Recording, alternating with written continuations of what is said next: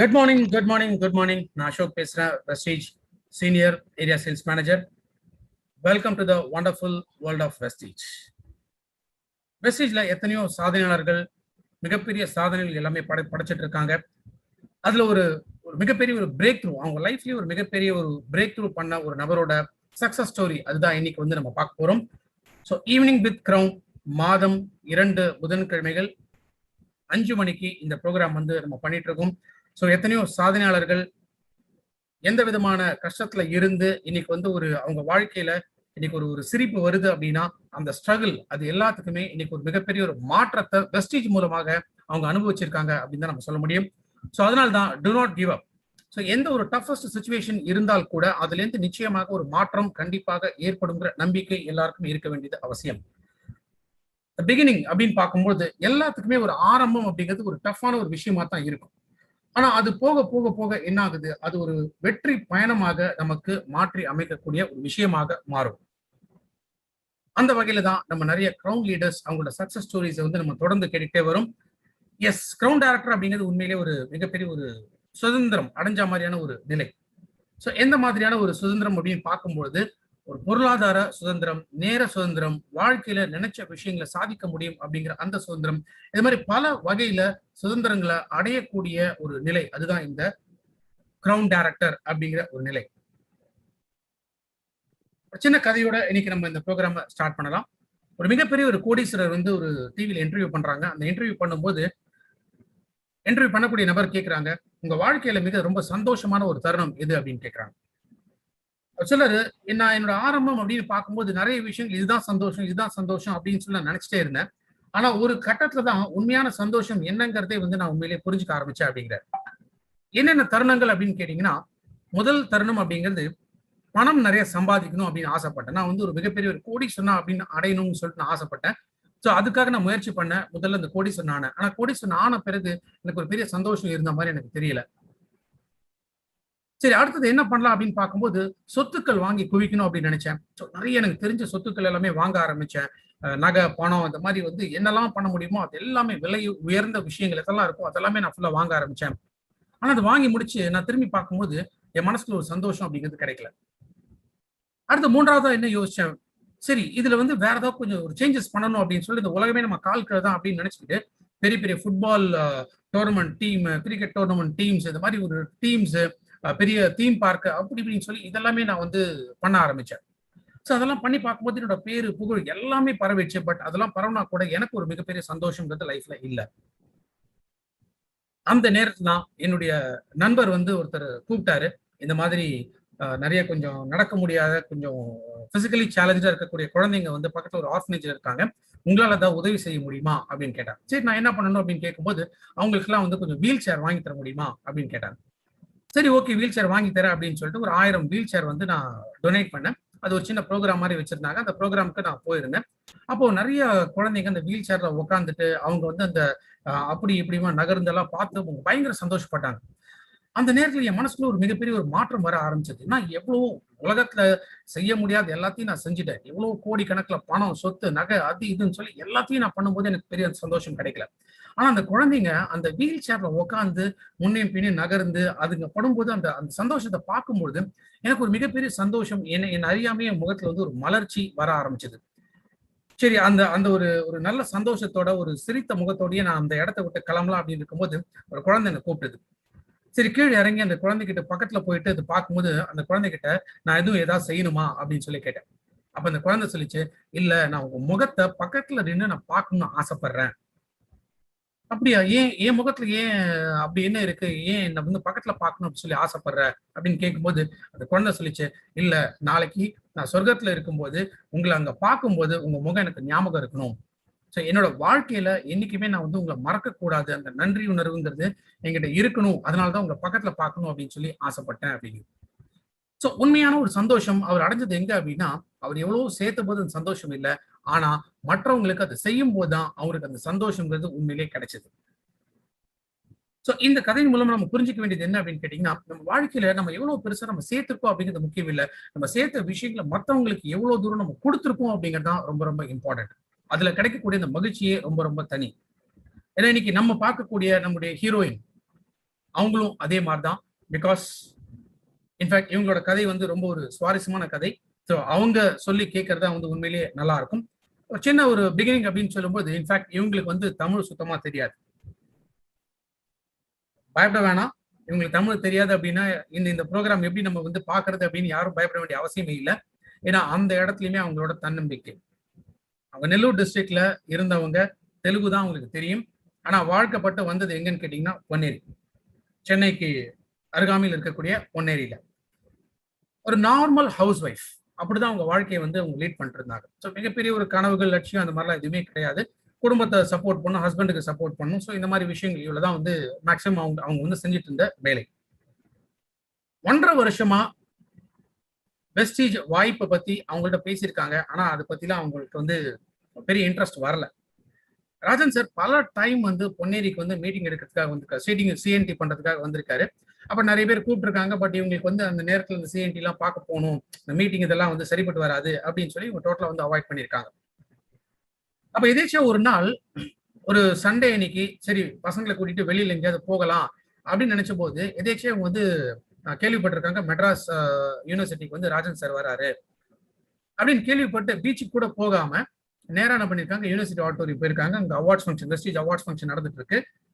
In fact யாருமே invite பண்ணல, இவங்களா தனியா அவங்க பசங்களோட அந்த ப்ரோக்ராமுக்கு போயிருக்காங்க. ஸோ அங்க போய் பார்க்கும்பொழுது ராஜன் சாரை நிறைய பேர் வந்து தோல் மேல தூக்கிட்டு ஸ்டேஜுக்கு போகும்பொழுது அதை பார்த்தோன்னே அவங்க மனசுக்குள்ள ஏதோ ஒரு மாற்றம். கிட்டத்தட்ட 1.5 வருஷமா நம்ம ஏரியாவுக்கு வந்து ஒருத்தர் சிஎன்டி பண்ணிட்டு இருக்காரு, நம்ம ஒரு தடவை கூட போய் பார்க்கல. ஆனா இவ்வளவு பெரிய ஒரு வரவேற்பு அவருக்கு இருக்கு அப்படின்னா அப்ப உண்மையிலே ஒரு ஏதோ ஒரு பெரிய விஷயம் அவர் வந்து பண்ணிருக்கணும். அதனாலதான் இந்த மாதிரி ஒரு வரவேற்பு அவருக்கு இருக்கு அப்படின்னு சொல்லி அன்னைக்கு அதுக்கப்புறமா அந்த அவார்ட்ஸ் ஃபங்க்ஷன் முடிஞ்சு எங்கேயுமே போகாம யார்கிட்டையும் பேசாம நேரா வந்து வீட்டுக்கு போயிட்டாங்க. அந்த இடம் தான் அவங்க மாற்றத்தை ஏற்படுத்தின இடம். இதுதான் வெஸ்டீஜ் ஜாயின் பண்றதுக்கு முன்னாடி இருந்த ஒரு விஷயம். வெஸ்டீஜ் ஜாயின் பண்ணி வெஸ்டீஜோட ஒரு விஷயங்களையுமே கத்துக்க ஆரம்பிச்சாங்க. இன்ஃபேக்ட் தமிழே தெரியாது அப்படின்னு சொன்னேன். ஸோ அவங்க சொல்லிருக்கக்கூடிய விஷயம் என்னன்னா, ராஜன் சாரோட அந்த டியூஸ்டே ட்ரைனிங் இதை பார்த்து தான் உண்மையிலே அவங்க தமிழ் கத்துக்க ஆரம்பிச்சாங்க. ஸோ இப்போ எல்லாருமே சந்தோஷப்படலாம். எஸ், இந்த ப்ரோக்ராம் தமிழ்ல தான் அவங்க பேச போறாங்க. ஸோ அவங்களுடைய அந்த சக்சஸ் ஸ்டோரி தான் இன்னைக்கு நம்ம கேட்க போறோம். ஸோ வெஸ்டீஜ் மூலமாக ஃபாரின் ட்ரிப் அச்சீவ் பண்ணியிருக்காங்க. ஆல்மோஸ்ட் 11 lakhs மதிப்புள்ள ஒரு கார் வந்து வாங்கியிருக்காங்க. ஸோ எத்தனையோ விஷயங்கள் அவங்க வந்து வெஸ்டீஜ் மூலமாக சாதிச்சிருக்காங்க. இன்ஃபேக்ட் நிறைய பேர் இன்னைக்கு வந்து வெஸ்டீஜ் வியாபாரத்தை பத்தி பேசும்போது இதெல்லாம் சரிப்பட்டு வராது, இதெல்லாம் நடக்காது அப்படின்ட்டு ஃபீல் பண்ணுவாங்க. சில பேர் வந்து நான் இவ்வளவு பிசினஸ் பண்ண கடைசியில் எனக்கு வந்து சில நூறுகள் தான் என்னோட இன்கம் வந்திருக்கு அப்படின்னு சொல்லி ஃபீல் பண்றவங்க நிறைய பேர் இருக்காங்க. பட் அதுதான் நான் சொன்னேன், beginning is always hardest. So நம்முடைய தூக்கம் அப்படிங்கிறது எப்போதுமே ரொம்ப கடினமாக இருக்கக்கூடிய ஒரு விஷயம். ஆனா அந்த விடாமுயற்சியின் தன்னம்பிக்கை இருந்துச்சுன்னா டெஃபினட்டா சாதிக்க முடியுங்கிறத ப்ரூவ் பண்ணவங்க தான் இன்னைக்கு நம்ம இந்த ப்ரோக்ராம்ல அவங்க சக்சஸ் ஸ்டோரியை பகிர்ந்துக்க போறாங்க. ஸோ வெறும் 325 ரூபாய் வருமானத்துல தான் அவங்க வெஸ்டீஜ் வியாபாரத்தை ஆரம்பிச்சாங்க. அவங்களோட ஹையஸ்ட் இன்கம் 1,22,000க்கு மேல. ஸோ ஒரு பெண்ணாக இருக்கும்போது இந்த வியாபாரத்தை அவங்க செய்யணும்னா அதுல எத்தனை கஷ்டங்களை அவங்க சந்திக்க வேண்டியிருக்கும் அப்படிங்கிறத யோசிச்சு பாருங்க. ஸோ அதை எல்லாமே தாண்டி இன்னைக்கு ஒரு மிகப்பெரிய ஒரு வெற்றியாளராக இன்னைக்கு நம்ம முன்னாடி இருக்காங்க. ஸோ அவங்களோட அந்த சக்சஸ் ஸ்டோரி என்னங்கிறத நம்ம கேட்க போறோம். ஸோ லேடிஸ் அண்ட் ஜென்டில்மேன், நம்ம அவங்கவுங்க இருக்கக்கூடிய இடத்துல இருந்தே ஒரு மிகப்பெரிய பாராட்டுகளோடு இன்னைக்கு கதாநாயகி சௌஜன்யா மேடம், கிரவுன் டைரக்டர், அவங்கள அழைக்கிறதுல பெருமகிழ்ச்சி அடைகிறேன். Welcome madam.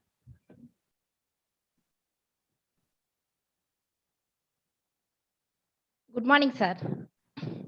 Good morning, continue பண்ணுங்க. Good morning, my dear friends. Ashok sir சொன்ன மாதிரி என்னோட பேரு சௌஜன்யா ஸ்ரீதர். பொன்னேரி வெஸ்டேஜ் என்ற ஆப்பர்ச்சுனிட்டி வர்றதுக்கு முன்னாடி ஒரு சாதாரண ஒரு ஹவுஸ் ஒய்ஃப். இந்த ஈவினிங் வித் கிரவுன் ப்ரோக்ராம் வந்து உங்க எல்லாருக்குமே எக்ஸைட்மெண்ட்டா இருக்கும். அதே மாதிரி எனக்கு நான் பேசுறதுக்கு செம எக்ஸைட்மெண்ட்டா இருக்கேன். ஏன்னா நிறைய evening with crown programmes, meet the millionaire அந்த மாதிரி ப்ரோக்ராம்ஸ் வரப்ப எல்லாருக்கும் ஃபார்வர்ட் பண்ணி நல்லா ஈவெண்ட் சேல் பண்ணுவேன்.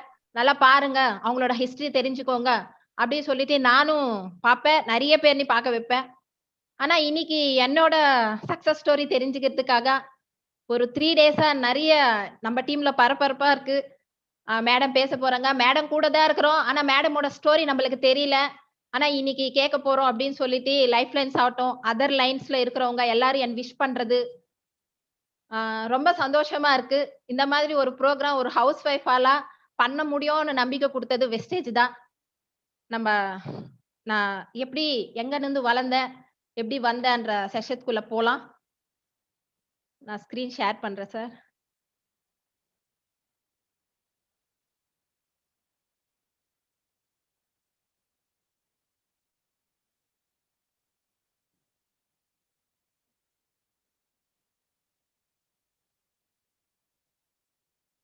இவங்க தான் என்னோட பேரண்ட்ஸ்.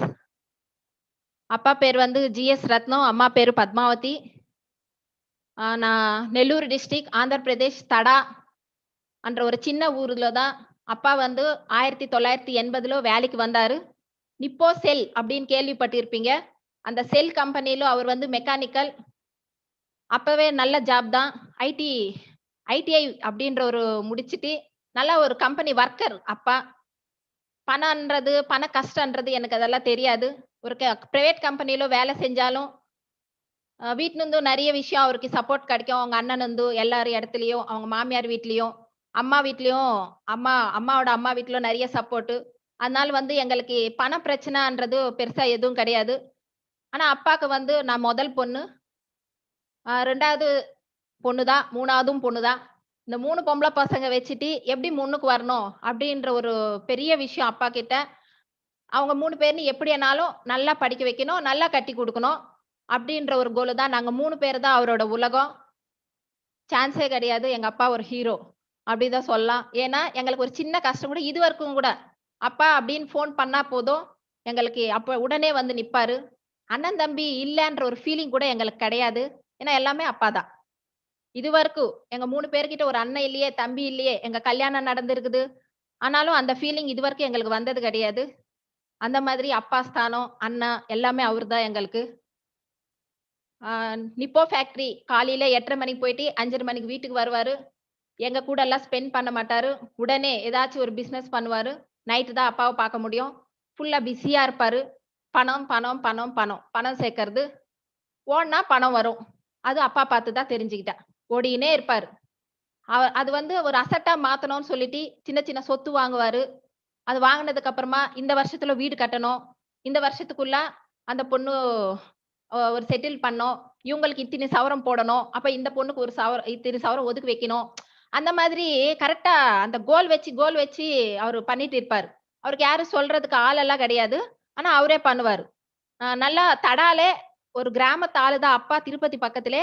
ஆனா தடால வந்து இன்னைக்கு ஒரு நல்ல ஒரு சூப்பரான ஒரு பேர் வாங்கிக்கிட்டு அந்த ஊர்ல வாழ்ந்துட்டு சூப்பரா இருக்காரு. அந்த மாதிரி அப்பா. அம்மா வந்து சான்ஸே கிடையாது. இந்த 3 புள்ளைங்க தான் உலகம் அவங்களுக்கு. வேற யார் பத்தி, எது பத்தியும் பேசுறது அதெல்லாம் இருக்காது. அக்கம் பக்கம் போய் பேசுறது இருக்காது. எங்க அப்பா என்ன பண்ணாலும் அதுக்கு எஸ்ன்னு சொல்றது தான் அம்மாவோட வேல. அம்மா எப்படி இருப்பாங்கன்னா, ரொம்ப பாசிட்டிவா இருப்பாங்க. "உன்னால முடியும். எது எடுத்தாலும் சரி, நெகட்டிவ்ன்றதே அம்மா கிட்ட இருக்காது. உங்களால முடியும். என்ன மாதிரி இருக்காம, நீங்க 3 பேர் வந்து உங்க கால்ல நிக்கணும். நான் வந்து எல்லாமே பாரு அப்பாவ எதிர்பார்க்க வேண்டியதா இருக்குது. நீங்க வந்து தனியா நில்லுங்க. தனியா உங்கள படிக்க வைக்கிறாரு இல்லையா அப்பா, நல்லா படிங்க." அப்படின்னு சொல்லிட்டு அம்மா பாசிட்டிவாவே இருப்பாங்க. எங்களுக்கு ரொம்ப பிடிக்கும். அம்மா, அப்பா வந்து அந்த பாசம் வந்து யாராலும் குடுக்க முடியாது. அந்த பாசம் அவங்களோட தான். அடுத்தது ஆ அப்பா வந்து கம்பெனில ஒர்க் பண்றதுனால, நாங்க கம்பெனியோட ஸ்டாஃப், கம்பெனி குவார்டர்ஸ்ல தான் நாங்க வளர்ந்தோம். எம்ப்ளாயீஸோட நல்லா இருக்கும் அந்த லைஃப். சுத்தி வீடுங்க, எல்லார் கூடயும் ஒரு ரிலேஷன்ஷிப்போட நல்லா இருக்கும். அந்த லைஃப்ல தான் நான் வளர்ந்தேன். அப்ப ஃபர்ஸ்ட் நான் வந்து ஃபேன்சி டிரெஸ் காம்படிஷன்ல கிருஷ்ணர் ஃபோட்டோ ஆ காம்படிஷன்ல எனக்கு ஃபர்ஸ்ட் பிரைஸ் வந்தது. அவங்க யாரும் இல்லங்க பிரைஸ் குடுக்கறது. துளசி அப்படின்னு சொல்லிட்டு சினிமா ஆக்டர் தான். அவங்கள வர வச்சாங்க. இந்த மாதிரி வந்து ஒரு ஃபோட்டோ தான் நான் உங்களுக்கு காட்டுறேன். ஏன்னா, நான் நெறைய பிரைஸஸ் வந்து இந்த மாதிரி அப்பாவோட கம்பெனில நான் வாங்கியிருக்கேன். எது பண்ணாலும் அம்மா பெஸ்ட்டா அந்த வேஷம் போடுவாங்க. ஃபர்ஸ்ட் பிரைஸ் தான் வரும். இல்லன்னா மிஞ்சி போனா எப்பாச்சும் செகண்ட் பிரைஸ் வரும். ஆனா பிரைஸ் இல்லாம இருக்காது. அந்த மாதிரி அம்மா வந்து ஃபேன்சி டிரெஸ் காம்படிஷன்ல எங்க 3 பேருக்கே நல்லா டிரெஸ் பார்த்து அழகு பார்ப்பாங்க. அந்த மாதிரி ஒரு தருணம் இது. என்னோட ஃபர்ஸ்ட் ஃபோட்டோ இது. அடுத்தது என் கூட பிறந்த 2 தங்கச்சிங்க. ஆ இந்த பக்கம் இருக்கிறது வந்து பெரிய தங்கச்சி ஹரிதா. இந்த பக்கம் இருக்கிறது சின்ன தங்கச்சி சரிதா. நான் நடுவுல தான் இருப்பேன். அவங்களுக்கு எனக்கு ஒரு பிரச்சனையும் வராது. சண்டை வராது. ஏன்னா, அவங்களோட டிஃபரன்ஸ் வந்து எனக்கு கொஞ்சம் பெருசு தான். 3 1/2 வயசு பெருசு நானு. அவங்க 2 பேருக்கு 1 1/2 வயசு தான். அவங்க 2 பேரும் சண்டை போட்டுப்பாங்க. நான் நடுவுல அக்கா ஸ்தானத்துல இருப்பேன். என்கிட்ட வந்து சொல்லுவாங்க. நான் ஓகே. இது தப்பு, அது ரைட்டுன்னு சொன்னா ஓகே சொல்லுவாங்க. இனி வரைக்கும் அப்படிதான் இருக்கிறோம். எனக்கு வந்து சண்டை போட்டுக்கிறது, அக்கா தங்கச்சின்னா இப்படி, ஆ தங்கச்சின்னா இப்படி இருக்கணும் அப்படியெல்லாம் எதிரில. அவங்க 2 பேர் வந்து எனக்கு ஒரு பொண்ணுங்க மாதிரி இனி வரைக்கும் நான் பார்த்துன்னு இருக்கேன். எது இருந்தாலும் என்கிட்ட ஃபோன் அடிச்சு பேசிடுவாங்க. எந்த பிரச்சனை இருந்தாலும் ஃபோன் பண்ணி எனக்கு சொன்னாவே போதும், அவங்க பிரச்சனை தீரிடும் அப்படின்னு சொல்லுவாங்க. அந்த மாதிரி என்கிட்ட இன்னி வரைக்கும் இருக்காங்க. எனக்கு ரொம்ப ரொம்ப ரொம்ப பிடிக்கும் 2 பேருமே. ஒரு பொண்ணுன்னு மட்டும் தூரத்துல குடுத்துட்டாங்க. சின்ன பொண்ணு கிட்ட தான் இருக்காங்க. ஆ ரொம்ப பயத்து சுபாவம். எல்லாத்துக்கும் பயந்துட்டே இருக்கும். அக்கா பயம், பயம்ன்னு சொல்லிட்டு. நான் கூடயே இருக்கணும்னு எதிர்பார்க்கும். 2 பேருக்குமே நான் கூட இருக்கணும். அவங்களோட ஃபேமிலி ஃபோட்டோ இது. சின்ன தங்கச்சியோட ஹஸ்பண்டு. கீழ இருக்கிறது பெரிய தங்கச்சி, அவங்க ஹஸ்பண்டு. அவங்களுக்கு 2 பசங்க. அவங்களுக்கு ஒரு பையன், இவங்களுக்கு ஒரு பையன். நல்ல லைஃப் வாழ்ந்துட்டு இருக்காங்க. அடுத்தது என்னோட 10th கிளாஸ் ஃபோட்டோ இது. ஆ நடுவுல அந்த ரெட் கலரா இருக்கிறது ரவுண்ட் சர்க்கிள் தான் நான் தான். இது வந்து 120 பேர் இருக்கிற அந்த ஃபோட்டோ அது. நாங்க 10த்ல எடுத்தோம். ஜெட்பி ஹை ஸ்கூல் அப்படின்னு சொல்லிட்டு கவர்ன்மென்ட் ஹை ஸ்கூல்ல தான் படிச்சேன். நல்ல ஒரு ராஜன் சார் இருக்காரு இல்லையா? அந்த மாதிரி எங்க ஹெச்எம். எப்பவுமே பாசிட்டிவ் தான். அந்த அவரோட ஆட்டிட்யூடே அவ்வளோதான். அப்பவே பஜாஜ் அந்த வண்டியில வருவாரு. நெறைய விஷயம் பாசிட்டிவாவே சொல்லுவாரு. அவர்கிட்ட படிச்ச எல்லாருமே நாங்க எங்களோட ஆட்டிட்யூடே டிஃபரன்ஸா இருக்குது. ஆ ஜெட்பி ஹை ஸ்கூல் தடான்னாவே ஒரு நல்ல பேரு. பிரைவேட் ஸ்கூல் மாதிரி நடத்துனாரு. சூப்பரா படிக்க வைப்பாரு எல்லாருனுமே. இங்கிலீஷ் அவர் தான் சொல்லிக் குடுப்பாரு. நாங்க தெலுங்கு மீடியம் படிச்சாலும், இங்கிலீஷ் அவர் மூலியமா தான் இன்னைக்கு கொஞ்சம் நாலேட்ஜ் இருக்குதுன்னா, பக்தவத்சலம் சார் தான். எங்கள மறக்க முடியாது. ஒரு டீச்சர் கூட மறக்க முடியாது. எல்லாத்துலயும் நான் கவனம் இருப்பேன். ஏன்னா எல்லாத்துக்குமே முன்னே இருப்பேன். ஃபர்ஸ்ட் லீடர், செகண்ட் லீடர் அந்த மாரி செலக்ட் பண்ணும்போது அப்பவே லீடர்ஷிப் இருக்கு என்கிட்ட. லீடரா தான் இருப்பேன். நல்லா படிப்பேன். போட்டி வச்சுக்கின்னு படிப்போம். அந்த மாதிரி நல்லா படிக்கிற காலம் அது. நல்லா இருக்கும். ஃப்ரெண்ட்ஸ் சர்க்கிள் எல்லாமே. அடுத்தது எங்க பாட்டி, அம்மாவோட அம்மா. இன்னைக்கு எங்க கூட தான் இருக்காங்க. 10th முடிச்சதுக்கு அப்புறமா +1, +2ன்றது வந்து எங்களுக்கு ஸ்கூல் லைஃப் கிடையாது. காலேஜ் அப்ப எங்களுக்கு ஆந்திரால. Inter first year, second year அப்படின்னு சொல்லுவாங்க. அதுவும் தடால தான் நான் படிச்சேன். இன்டர் செகண்ட் இயர் முடிச்ச உடனே degree BSc computer science first year. அப்பா வந்து கூட்டு போயிட்டு ஆயா கிட்ட என்ன விடுறாரு. அவங்க வீட்ல தான் வெங்கடகிரி. தடா சுலூர்பேட்லலாம் அப்ப டிகிரி காலேஜ் வந்து பெருசா கிடையாது. அதனால அவங்க வீட்ல விட்டுட்டு, அங்க தான் 3 வருஷம் படிக்கணும் அப்படின்னு சொல்லிட்டு கூட்டு போய் விடுறாரு. எனக்கு ரொம்ப பிடிக்கும். ஆயா கிட்ட இன்னும் 3 வருஷம் நம்ம இருக்கலாம். அப்படி ஆசையோட போனேன். அம்மாவோட ஒரு 10 மடங்கு ஜாஸ்தி. அந்த அளவுக்கு பாசமா பாப்பாங்க. ஆனா என்னோட டைம் ஜாயின் பண்ணா மாதிரி ஜாயின் பண்ணி விட்டு அப்பா, ஜூன் மாசம் ஜாயின் பண்ண விட்டாரு. ஆகஸ்ட் 15ஆம் தேதி 2 மாசம் ஆயா வீட்ல தான் இருந்தேன். ஆகஸ்ட் 15ஆம் தேதி அம்மா வீட்டுக்குன்னு சொல்லிட்டு ஒரு 3 நாள் இருந்துட்டு போலான்னு வந்தேன். அப்பதான் பொண்ணு பாக்கறதுக்கு வராங்க அப்படின்னு சொன்னாங்க. சும்மா பாத்துட்டு போயிடுவாங்கம்மா. நீ மறுபடியும் காலேஜுக்கு போயிடலாம் அப்படிதான் சொன்னாங்க. சரின்னு சொன்னேன் நான் கூட. ஒரு விளையாட்டா பொண்ணு பாக்குறது 19 வயசு. எதுவும் தெரியாது. வந்தாங்க, பாத்தாங்க, கிளம்பிட்டாங்க. அவ்வளவுதான் நானும் இருந்தேன். ஆனா அவங்க தொடர்ந்து ஃபோன் பண்ணி, கண்டிப்பா நான் கட்டிக்கணும் அப்படின்னு சொல்லிட்டு, அவரோட வந்து ஃபோனு, அவங்க வீட்ல எல்லாரும் ஃபோன் பண்ணி கெட்டியா புடிச்சதுனால, எனக்கு டிகிரி படிக்க ஃபர்ஸ்ட் இயர் கூட எதுவுமே பண்ண முடியல. உடனே கல்யாணம். கிட்ட தானே. தடா வந்து நெல்லூர் டிஸ்ட்ரிக்ட் ஆந்திர பிரதேஷ் ஆனாலும், பொன்னேரி வந்து எங்களுக்கு 1 ஹவர் டிராவல். பொண்ணு கிட்ட தான் இருக்கும். மாப்பிள்ளை சிவில் இன்ஜினியரிங் படிச்சிருக்காரு. எல்லாம் போய் விசாரிச்சுட்டாரு. நல்ல பையன். இதுக்கு மேல நம்மளுக்கு கிட்ட இருக்கும் பொண்ணு அப்படின்னு சொல்லிட்டு, அப்பா வரதட்சணை எல்லாம் கம்மியா கேட்கறாங்க. அப்பல்லாம் நாங்க ஆந்திராலன்னா வரதட்சணை தான். ஆ அ இது இந்த இதுக்கு மேல நான் எப் நல்ல சம்பந்தமா தர முடியாதும்மா. நீ கட்டிக்கினா தான் அடுத்தடுத்த பசங்க இருக்காங்க அப்படின்னு சொல்லிட்டாங்க. என்கிட்ட எஸ்ஸா, நோவா, உனக்கு புடிச்சிருக்கா, புடிக்கல எதுவுமே கிடையாது. எனக்கு வந்து சுத்தமா புடிக்கல. நான் வந்து ஆசையா பிஎஸ்சி கம்ப்யூட்டர்ஸ் அப்பதான் போயிருக்கேன். டிகிரி காலேஜ் பார்த்திருக்கேன், ஃப்ரெண்ட்ஸ் பார்த்திருக்கேன். அப்படியே பார்த்துட்டு சாக்லேட் கையில குடுத்த மாதிரி, நான் நாக்குல போடுறதுக்குள்ள, நீ மறுபடியும் அந்த சாக்லேட் இல்லன்னு சொன்ன உடனே எப்படி இருக்கும்? அந்த மாதிரி எனக்கு அந்த டிகிரி காலேஜ் ரொம்ப எனக்கு கஷ்டம். கல்யாணம் ஆனதுக்கு அப்புறமா, என்னோட புது உறவு ஸ்ரீதர் சார். அவருக்கு வந்து தமிழ் அ அவங்களோட மதர் டங் தெலுங்கு தான். ஆனா, நான் தெலுங்கு பேசுறதுனால கொஞ்சம் கொஞ்சமா தெலுங்கு வந்து கஷ்டப்பட்டு தான் நெறைய விஷயம் வந்து வார்த்தைங்கள்லாம் என்கிட்ட கத்துக்கிட்டாரு. அதுக்கப்புறம் தொடர்ந்து வீட்ல தெலுங்கு தான் பேசுவாங்க. அவங்கலாம் வெளிய போய் தமிழ்ல பேசம்போது எனக்கு கஷ்டமா இருக்கும். நம்மளுக்கு இந்த மொழியே தெரியலையே அப்படின்னு சொல்லிட்டு. ஆனா நெறைய விஷயம் வந்து அவரு யார்கிட்ட பேசினாலும் எனக்கு மறுபடியும் வந்து எடுத்துட்டு வந்து சொல்லிட்டு இருப்பாங்க. நான் இது சொன்னேன், அவங்க இது சொன்னாங்க. நீ இந்த ட்ரான்ஸ்ஃபர் பண்றதே அவரோட வேல. இப்படிதான் இருந்தது. இது எங்களோட அத்தை, மாமா, எங்க மச்சினர், எங்க வீட்டுக்காரோட 2 அக்காங்க, அவங்க வீட்டுக்காரு. இது எங்க மாமியார் வீட்டு ஃபேமிலி ஃபோட்டோ. இதுல வந்து மாமனார் வந்து ரிட்டயர் எஸ்ஐ. ஒரு எஸ்ஐ ஃபேமிலின்னா எப்படி இருக்கும்னா, யாருனையும் நம்ப மாட்டாங்க. யாருனையும் வீட்டுக்குள்ள சேர்க்க மாட்டாங்க. நானும் வெளிய போய் யார்கிட்டயும் பேச முடியாது. அந்த மாதிரி ரொம்ப ஸ்ட்ரிக்ட்டா இருப்பாங்க. அவர் சொல்றது தான். மாமான்னா பயம். அவ்வளோதான். அவர் அந்த பக்கம் வராருன்னா, நான் இந்த பக்கம் இருப்பேன். அந்த வீடு அவ்வளோ பெருசா இருந்தாலும், அவர் எந்த பக்கம் வராரோ, அந்த பக்கத்துலருந்து வெளிய போவேன். ஒரு புதுசா, சுத்தமா யாருன்னே தெரியாது. அவங்க வீட்டுக்குள்ள வந்து வாழ்றது எப்படி இருக்கும்ன்றது நெறைய பேருக்கு பெண்களுக்கு தெரியும். அதே சிச்சுவேஷன் தான் நானும்.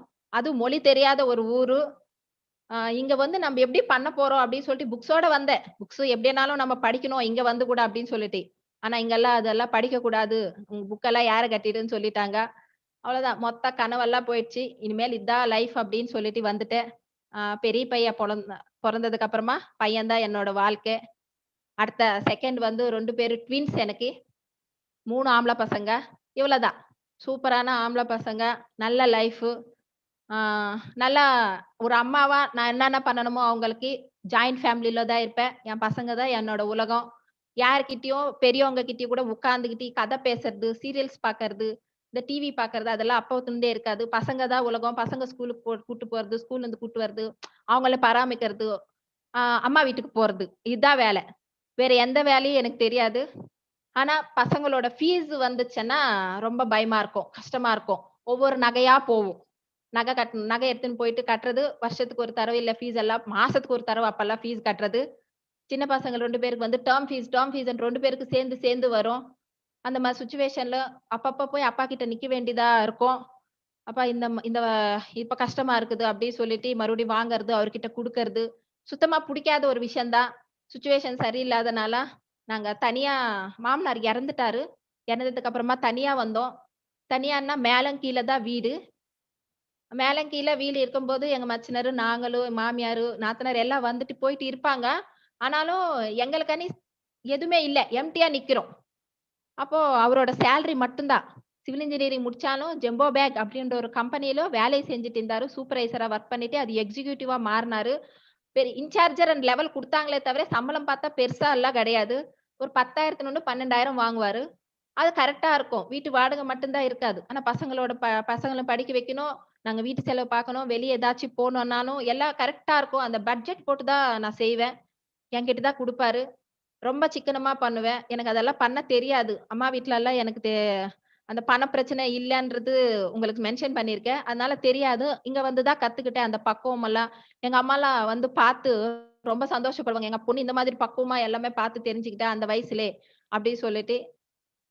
இதுதான் எங்களோட ஃபேமிலி ஃபோட்டோ. அடுத்து ஆரம்பிச்சுட்டாரு. ஏன்னா பசங்க வளர வளர பத்தல.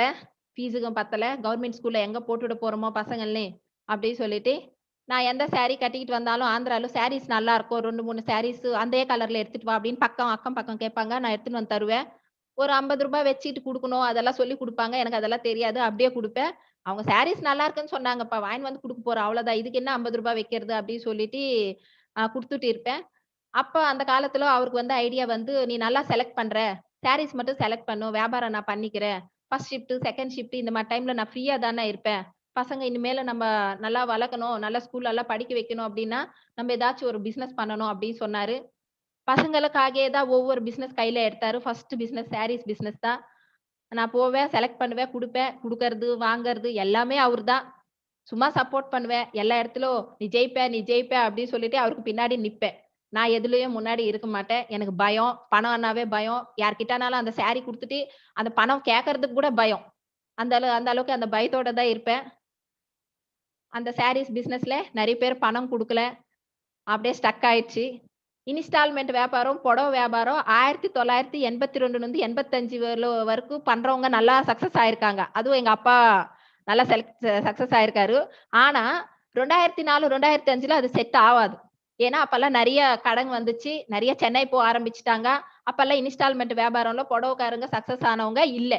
அது தப்பா செலக்ட் பண்ணிட்டோம். வேணாம் இனிமேல் நம்மளுக்கு சும்மா கேட்கறவங்களுக்கு குடுக்கறது தான் அவ்வளவுதான். இதோட நம்ம இந்த வியாபாரமா நம்ம எடுத்துக்க கூடாது. நெறைய நஷ்டம் ஆயிடுச்சு.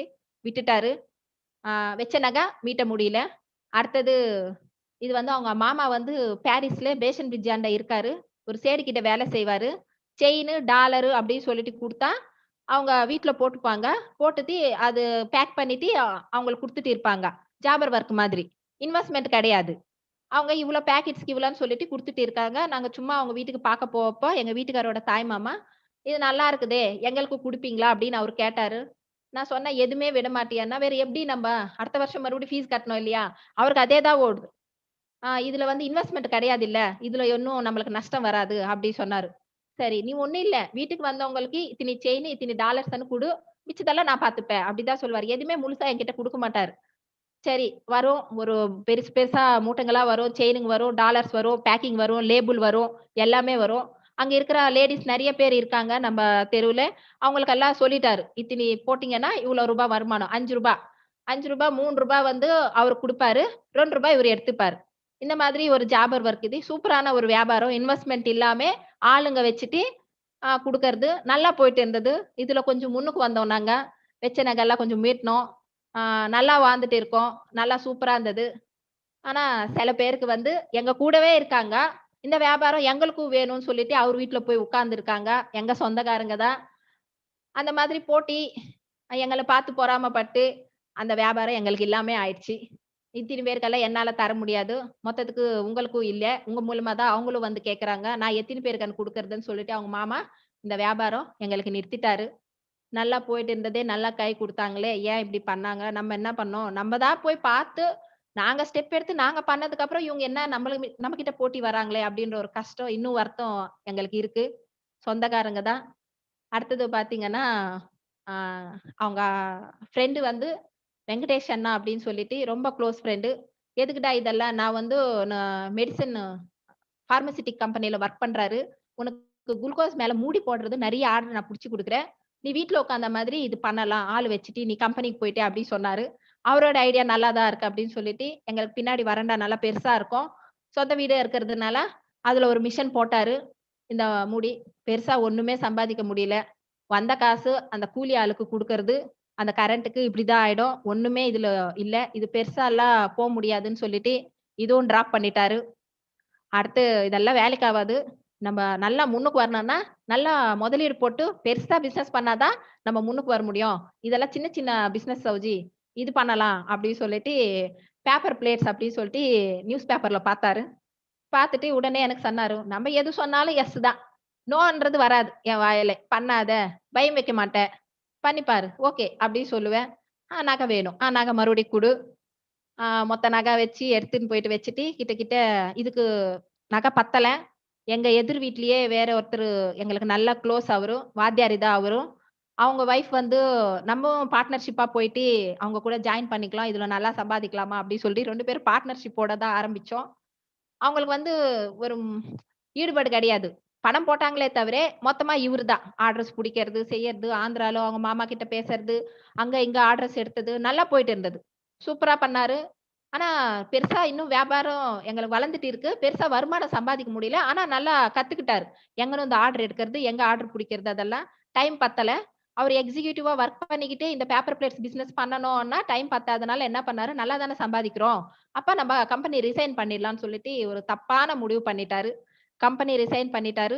வீட்ல சின்ன சின்ன ஆல்ட்ரேஷன் இருந்தது. எங்களுக்கு கீழ வீடு குடுத்ததுனால, வீடு வந்து அ எங்க மாமனார் இல்லாத காரணத்துக்கு எங்களுக்கு வீடு கூட நல்லா கரெக்ட்டா குடுக்கல. வீட்ல நெறைய வசதி இருக்காது. மேல வீட்ல நெறைய வசதி இருக்கும். பசங்க கேட்க கேட்க அவங்க அப்பா வந்து சரி இது பண்ணலாம், அது பண்ணலாம்னு சொல்லிட்டு அந்த வீடு கொஞ்சம் ஆல்ட்ரேஷன் பண்ணி கொஞ்சம் சரி பண்ணிக்கிட்டோம். சரி பண்ணதுக்கு அப்புறமா இந்த பேப்பர் பிளேட்ஸ்ல அந்த பிசினஸ்ல கொஞ்சம் நல்லா போயிட்டு இருந்தது. திடீர்னு வந்து அங்கங்க கிரெடிட் நிக்குது. அ எங்கயுமே பணம் வந்து ரொட்டேஷன் ஆவல அவருக்கு. கிரெடிட் நிக்குது, ரொட்டேஷன் ஆவல. அப்படியே நிக்கிறாரு. மெட்டீரியல் வந்து ஹார்பர் வந்து ஸ்டாப் பண்ணிட்டாங்க அப்படின்னு சொல்லிட்டாங்க. கிட்டத்தட்ட ஒரு 3 மாசம் திணறிட்டாரு. எங்கமே எந்த சோர்ஸும் இல்லாம போயிடுச்சு. ஒண்ணும் புரியல. 3 மாசம் தான் நம்மளால முடியும். ஃபேமிலி ரன் பண்ண முடியும். ஒரு வேலையும் போயிடுச்சு. இந்த பிசினஸ் அப்படியே ஸ்டக் ஆயி நிக்குது. இந்த 3 மாசத்துக்கு மேல 1 அம்மா வீட்டாண்ட போய் எனக்கு கஷ்டம், எனக்கு காசு குடுங்க நீ இன்னைக்குமே கேட்க மாட்டோம் 2 பேருமே. எப்பவுமே வாங்குறதுக்கு எனக்கு கூச்சமா இருக்குங்க. இன்னி வரைக்கும் எனக்கு வாங்க புடிக்காது. அவருக்கு சொன்னா போதும். கஷ்டம்னு சொன்னா குடுக்கறதுக்கு இருக்குன்னாலும், நம்ம வாங்கக்கூடாது. நம்ம தான் குடுக்கணும் அப்பாக்கு என்னைக்குமே அப்படின்னு சொல்லிட்டு, இல்லப்பா சூப்பரா இருக்கிறோம், சூப்பரா இருக்கிறோம்னு சொல்லிட்டு அவர்கிட்ட நெறைய விஷயம் மறைச்சு, நாங்க சுத்தமா விட்டுட்டோம். அவங்க கிட்டயும் கேட்காம 3 மாசம் உள்ளுக்குள்ள 2 பேரும் இருக்கும்போது, எல்லாமே சுத்தி பாக்குறாங்க. அவர் கூட பொறந்தவங்க எல்லாமே ஜாயிண்ட் ஃபேமிலியா இருக்கிறதுனால பக்கத்துல, அக்கத்துல தான் எல்லாம் இருப்பாங்க. பணம் இல்லாதன உடனே கிட்ட வர்றதுக்கு பயந்தாங்க. உங்க கிட்ட பணம் இல்லையே! வேலையும் இது பண்ணிக்கிட்டானே! இதுல போயிட்டு நஷ்டமாக்கிக்கிட்டானே! தெரியுது அவங்களுக்கு. எங்ககிட்ட நல்லா பேசுறது, பழகுறது எல்லாமே நின்னு போச்சு. வீட்டுக்கு வர்றது நிக்குது. இப்ப பணம் இருந்தா தான் ஜனங்க நம்ம கூட பழகுவாங்க. பணம் இல்லன்னா, எங்கள தனியா பார்த்தாங்க. எங்கள மட்டும் பார்க்கல. எங்க பசங்களையும் தனியா பார்த்தாங்க. எனக்கு வந்து இன்னி வரைக்கும் அந்த தருணம் வந்து அட்லீஸ்ட் ஸ்நாக்ஸ் ஏதாச்சு எடுத்துட்டு போனாலும் மேலும் கீழ வீடு ஜாயிண்ட் ஃபேமிலின்றது ரொம்ப சூப்பரான ஒரு விஷயங்க. ஆனா அந்த ஜாயிண்ட் ஃபேமிலி அனுபவிக்கிறவங்களுக்கு நெறைய விஷயம் ஃபேஸ் பண்ணணும். அந்த மறைச்சு எடுத்துட்டு போவாங்க. அந்த பசங்க பார்ப்பாங்களோ, அவங்களால எங்களால முடியல. அந்த லைஃப்ல இருந்து கீழ விழுந்துட்டோம். அது எல்லாருக்கும் தெரியுது. அந்த தெரிஞ்ச விஷயம் அவங்க வந்து எங்கள தூரமாக்கிட்டாங்க. அப்ப பணம்ன்றது ரொம்ப முக்கியமான விஷயம். நம்ம இது எப்படி போய் இது மறுபடியும் நம்ம பீட் பண்ண போறோம்? எப்படி அவரு மறுபடியும் எங்க வேலைக்கு போய் கேட்டாலும் சம்பளம் வந்து முன்ன மாதிரி அவர் வாங்குற சம்பளம் வரல அவருக்கு. எப்படி பண்ண போறோம்ன்றபோது பாரத் ஸ்கூல் கான்வென்ட் பொன்னேரியில பாரத் ஸ்கூல் அப்படின்ற ஒரு மணி வாத்தியார் அப்படின்றவரு எங்க வீட்டுக்கு முன்னாடி தான் இருக்காரு. ரொம்ப பிடிக்கும் அவருக்கு இவரன்னா. "என்னடா அமைதியா வெளிய நின்னுன்னு இருக்கியே" அப்படின்னு சொல்லி கேட்கும்போது, "இந்த மாதிரி எனக்கு எல்லாமே நஷ்டமாயிடுச்சு. இது நம்பி நான் வேலைய விட்டுட்டேன். அப்படியே ஜீரோல நிக்கிறேன் சார்" அப்படின்னு சொன்னாரு. அவரோட ஸ்கூல்ல கேன்டீன் யாருமே இல்லடா. இந்த கேன்டீன் நல்லா போயிட்டு இருந்தது. அவரு எங்கோ போயிட்டாரு. இது வேணுமன்னா நீ வந்து வேலை வர்ற வரைக்கும் நீ இது பண்ணிக்கோ. உன் ஃபேமிலிக்கு சப்போர்ட்டா இருக்கும். அப்படி சொன்னாரு. கேன்டீன்ன்றது நான் நல்லா ஒரு வாழ்ந்துட்டு வந்தேன். ஒரு இங்க வந்து என்ன நல்லா தான் பார்த்துக்கிட்டாரு. அந்த பிசினஸ், இது பிசினஸ்ன்னா. கேன்டீன் எப்படி பண்ண போறோம்? ஒண்ணும் புரியல எங்களுக்கு. இது வந்து புதுசா இருக்குது. இது என்னடா இது கேன்டீன்னு சொல்றாங்களே! அப்படி வீட்டுக்கு வந்த உடனே, "எப்படின்னா பண்ணு சௌஜி" அப்படின்றாரு. எப்படின்னா பண்றதுன்னா, எனக்கு என்னன்னு தெரியாது. 10 பேருக்கு மேல எனக்கு சமைக்க தெரியாதே! நான் என்ன பண்றதுன்னா, அவரு குடுத்துட்டாரு. இதோ சாவியும் குடுத்துட்டாரு நம்ம கைக்கு. நம்ம திறந்துக்கணும், நம்ம பண்ணிக்கணும். அந்த ஸ்கூல்ல பசங்களுக்கு வந்து டிஃபன், அந்த ஸ்நாக்ஸ் ஐட்டம், அப்புறம் மதியம் லஞ்ச், ஈவினிங் டிஃபன் அப்படின்னு சொல்லிட்டு தாராளமா சொல்லிடுறாரு. நம்மளுக்கு அந்த அளவுக்கு எதுவும் தெரியாது. ஆனா, அம்மாக்கு ஃபோன் பண்ணா அவங்க வந்து என்னதான் நீங்க பண்றது? என்னதான் ஏன் இப்படி வந்து நிக்கிறீங்க? அப்படின்னு சொல்லிட்டு அங்கேயும் அ நாங்க இருக்கிறோம். வீட்டுக்கு வந்துருங்க அப்படின்னு கூப்பிடுறாங்க. இங்க வந்து இந்த பக்கம் பார்த்தா ஒரே குத்தி குத்தி காட்டுறாங்க. இருக்கிறத வச்சு சாப்பிடாம அந்த பிசினஸ், இந்த பிசினஸ் சொல்லிட்டு கடன் ஆக்கிட்டு, இப்ப என்ன அவமானமா இருக்குது. நாங்க கேன்டீன் பண்றது அவங்களுக்கு அவமானமா இருக்குது அப்படி சொன்னாங்க. எந்த இடத்துலயும் எங்களுக்கு வந்து நீங்க பண்ணுங்கன்னு சொல்லிறதுக்கு யாரும் இல்ல. அந்த மாதிரி தான் இந்த கேன்டீன் எடுத்தோம். 9 மாசம். என் லைஃப்ல மறக்க முடியாத ஒரு லைஃப் இது. அந்த கேன்டீன்ல வந்து எப்படி பண்ணோம்னா, கால் பெரியம்மா வந்து டிஃபன் கடை வச்சிருந்தாங்க. பெரியம்மாக்கு ஃபோன் பண்ணேன். எவ்வளோ இது பண்ணணும்? எவ்வளோ என்ன பண்ணணும்? அப்படின்னு சொல்லிட்டு அவங்க கிட்ட கத்துக்கிட்டு, கேன்டீன் செஞ்சேனே! கிட்டத்தட்ட 50 பேருக்கு நான் சாப்பாடு போட்டுருக்கேன். வீட்ல தான் செய்வேன். வெளிய வரமாட்டேன். எல்லாமே பேக் பண்ணுவேன், குடுப்பேன். ஆனா அவரு எடுத்துட்டு போம்போது உள்ளுக்குள்ளயே அழுவேன். நல்லா ஒரு எக்ஸிக்யூட்டிவ் ஒரு கம்பெனில வொர்க் பண்ணிக்கிட்டு, அந்த வியாபாரம், இந்த வியாபாரம்ன்னு பண்ணிட்டு, கடைசில கட்ட பேக்ல சாப்பாடு எடுத்துன்னு போறாரே! கேன்டீன்ன்றது எனக்கு சுத்தமா ஈடுபாடே கிடையாது இந்த வியாபாரம். ஆனா பசங்க வந்து சூப்பரா இருக்குது, நல்லா இருக்குதுன்னு சொல்ற ஆரம்பிச்சுட்டு, அந்த பசங்களோட பாசிட்டிவோட அந்த சாப்பிடுறாங்களே யாரோ பசங்க அப்படின்னு சொல்லிட்டு ஒரு 9 மாசம் நடத்திட்டேன். ஆனா கடவுள்ன்றது ரொம்ப நம்பிக்கை. போயின்னே இருப்பேன்.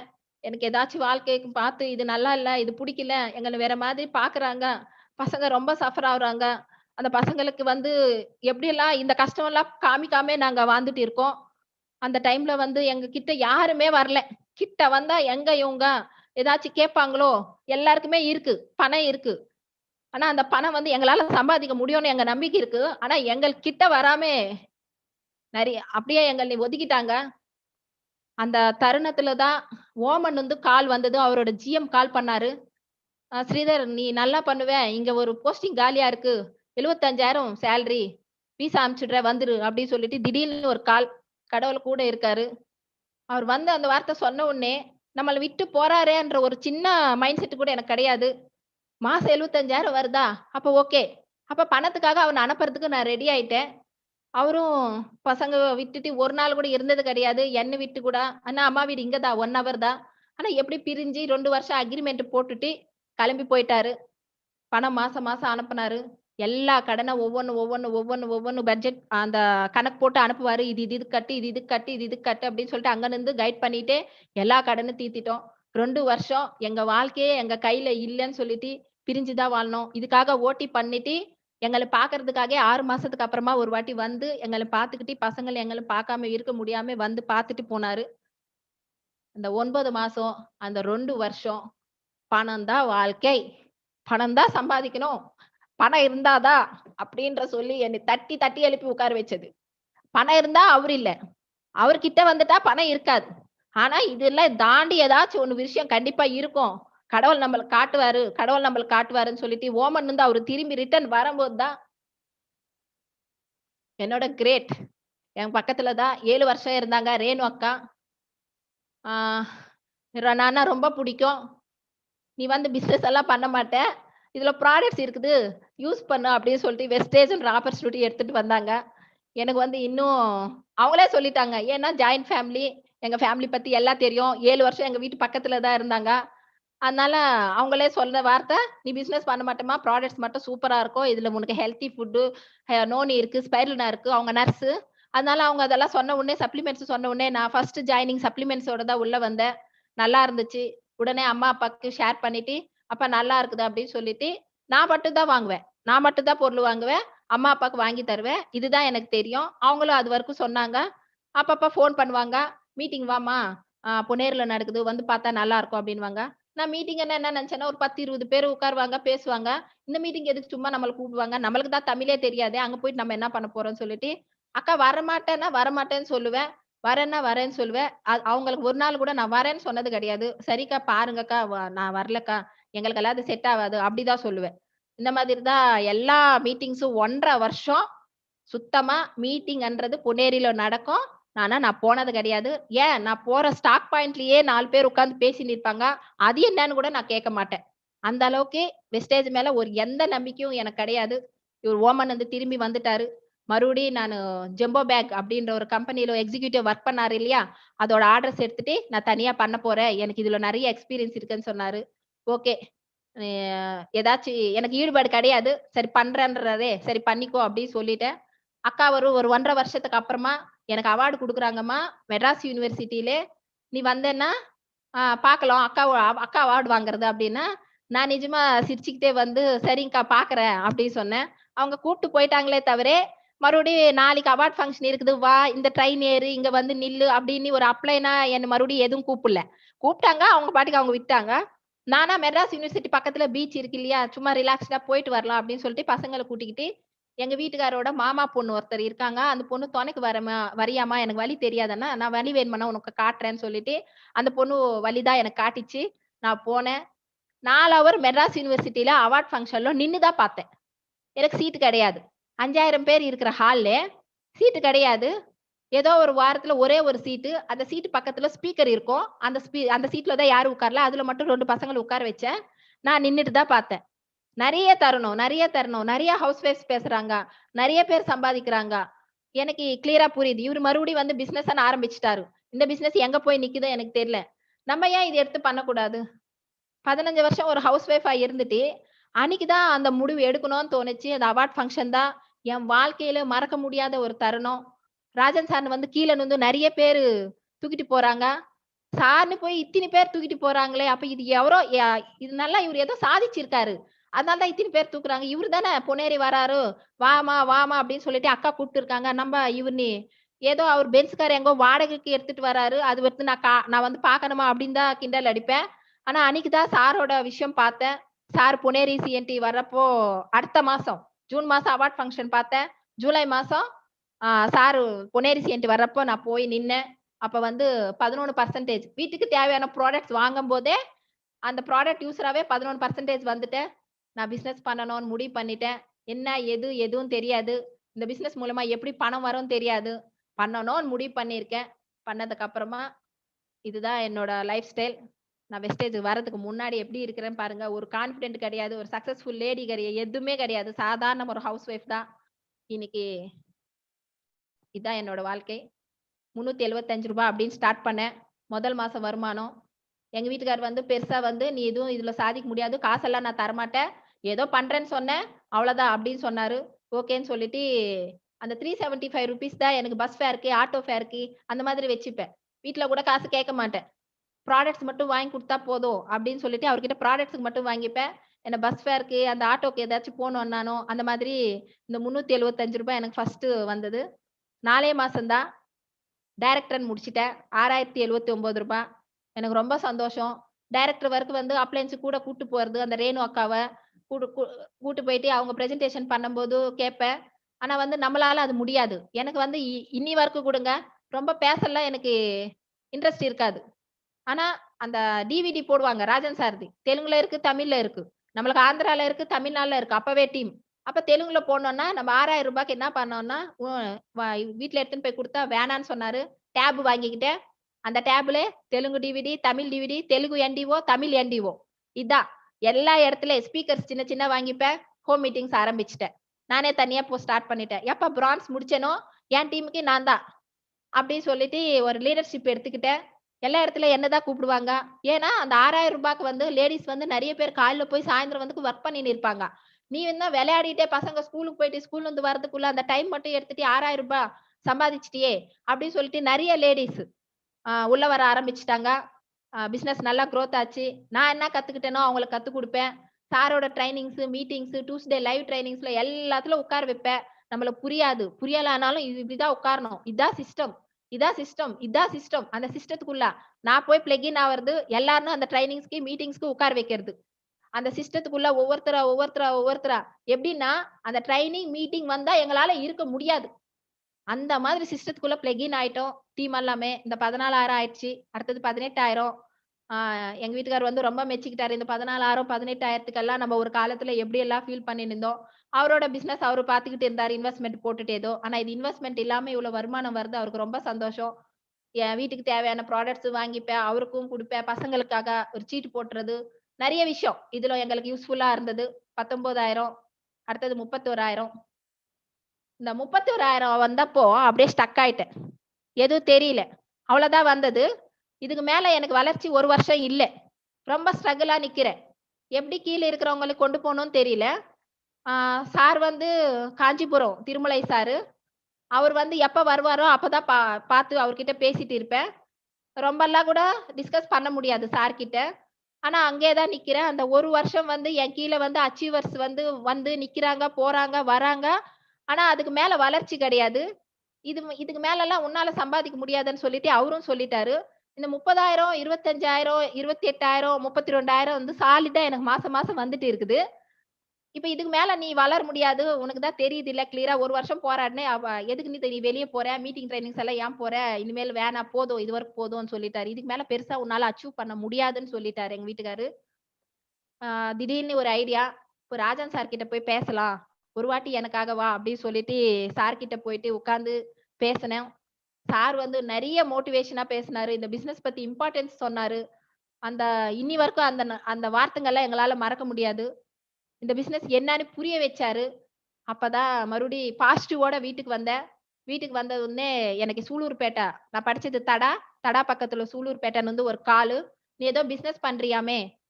நானும் பண்றேன்னு சொல்லிட்டு ஒரு பையன் என் கிளாஸ்மேட் தான். அவன் கால் பண்ணான். அவன் மூலமா தான் சூலூர்பேட்டை டீம் வந்தது மறுபடி. பிசினஸ் வந்து 2 crore கிளப் அப்படின்னு குடுத்தாங்க. அப்ப நம்ம கீழ இருக்கிறவங்களையும் சம்பாதிக்க வச்சுட்டோம்ன்னா, இன்னும் நம்ம நல்லா சம்பாதிக்கலாம் அப்படின்னு சொல்லிட்டு, இப்ப நான் நின்னாலும் நிக்காதும்மா பிசினஸ்.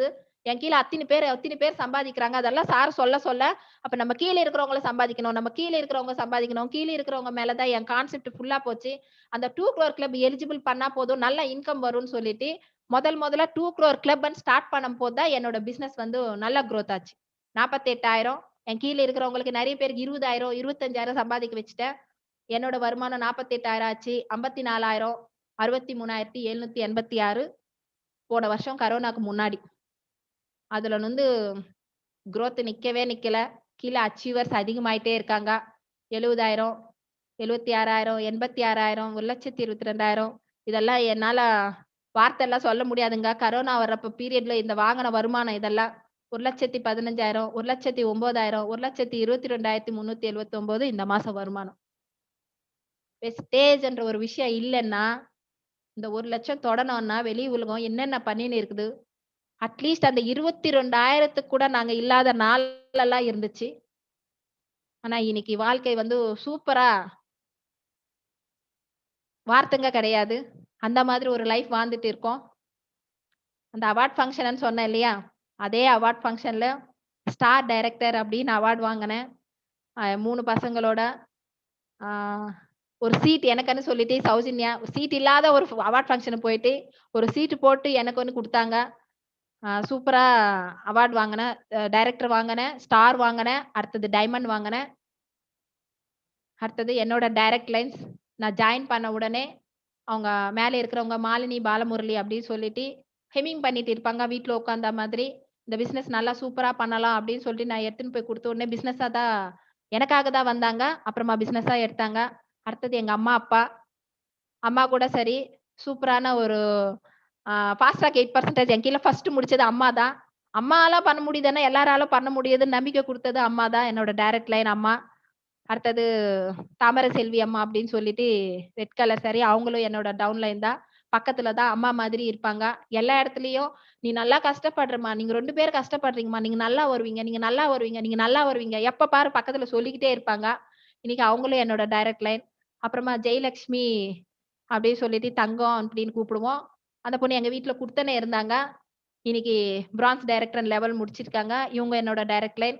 அடுத்தது சைலஜா. எனக்கு வேற ஒருத்தர் மூலியமா தான் ஃப்ரெண்ட் ஆச்சு. ஆனா ரொம்ப கிரேட் ஃப்ரெண்ட். ப்ராடக்ட் யூசரா தான் உள்ள வந்தது. இன்னைக்கு அவங்களும் டைரக்டர் முடிச்சிருக்காங்க. அடுத்தது எங்க வீட்டுக்காரரோட கொலீக் சரவண அண்ணா. ரொம்ப தங்கமானவரு. அவரோட வைஃப் தான் சுமதி.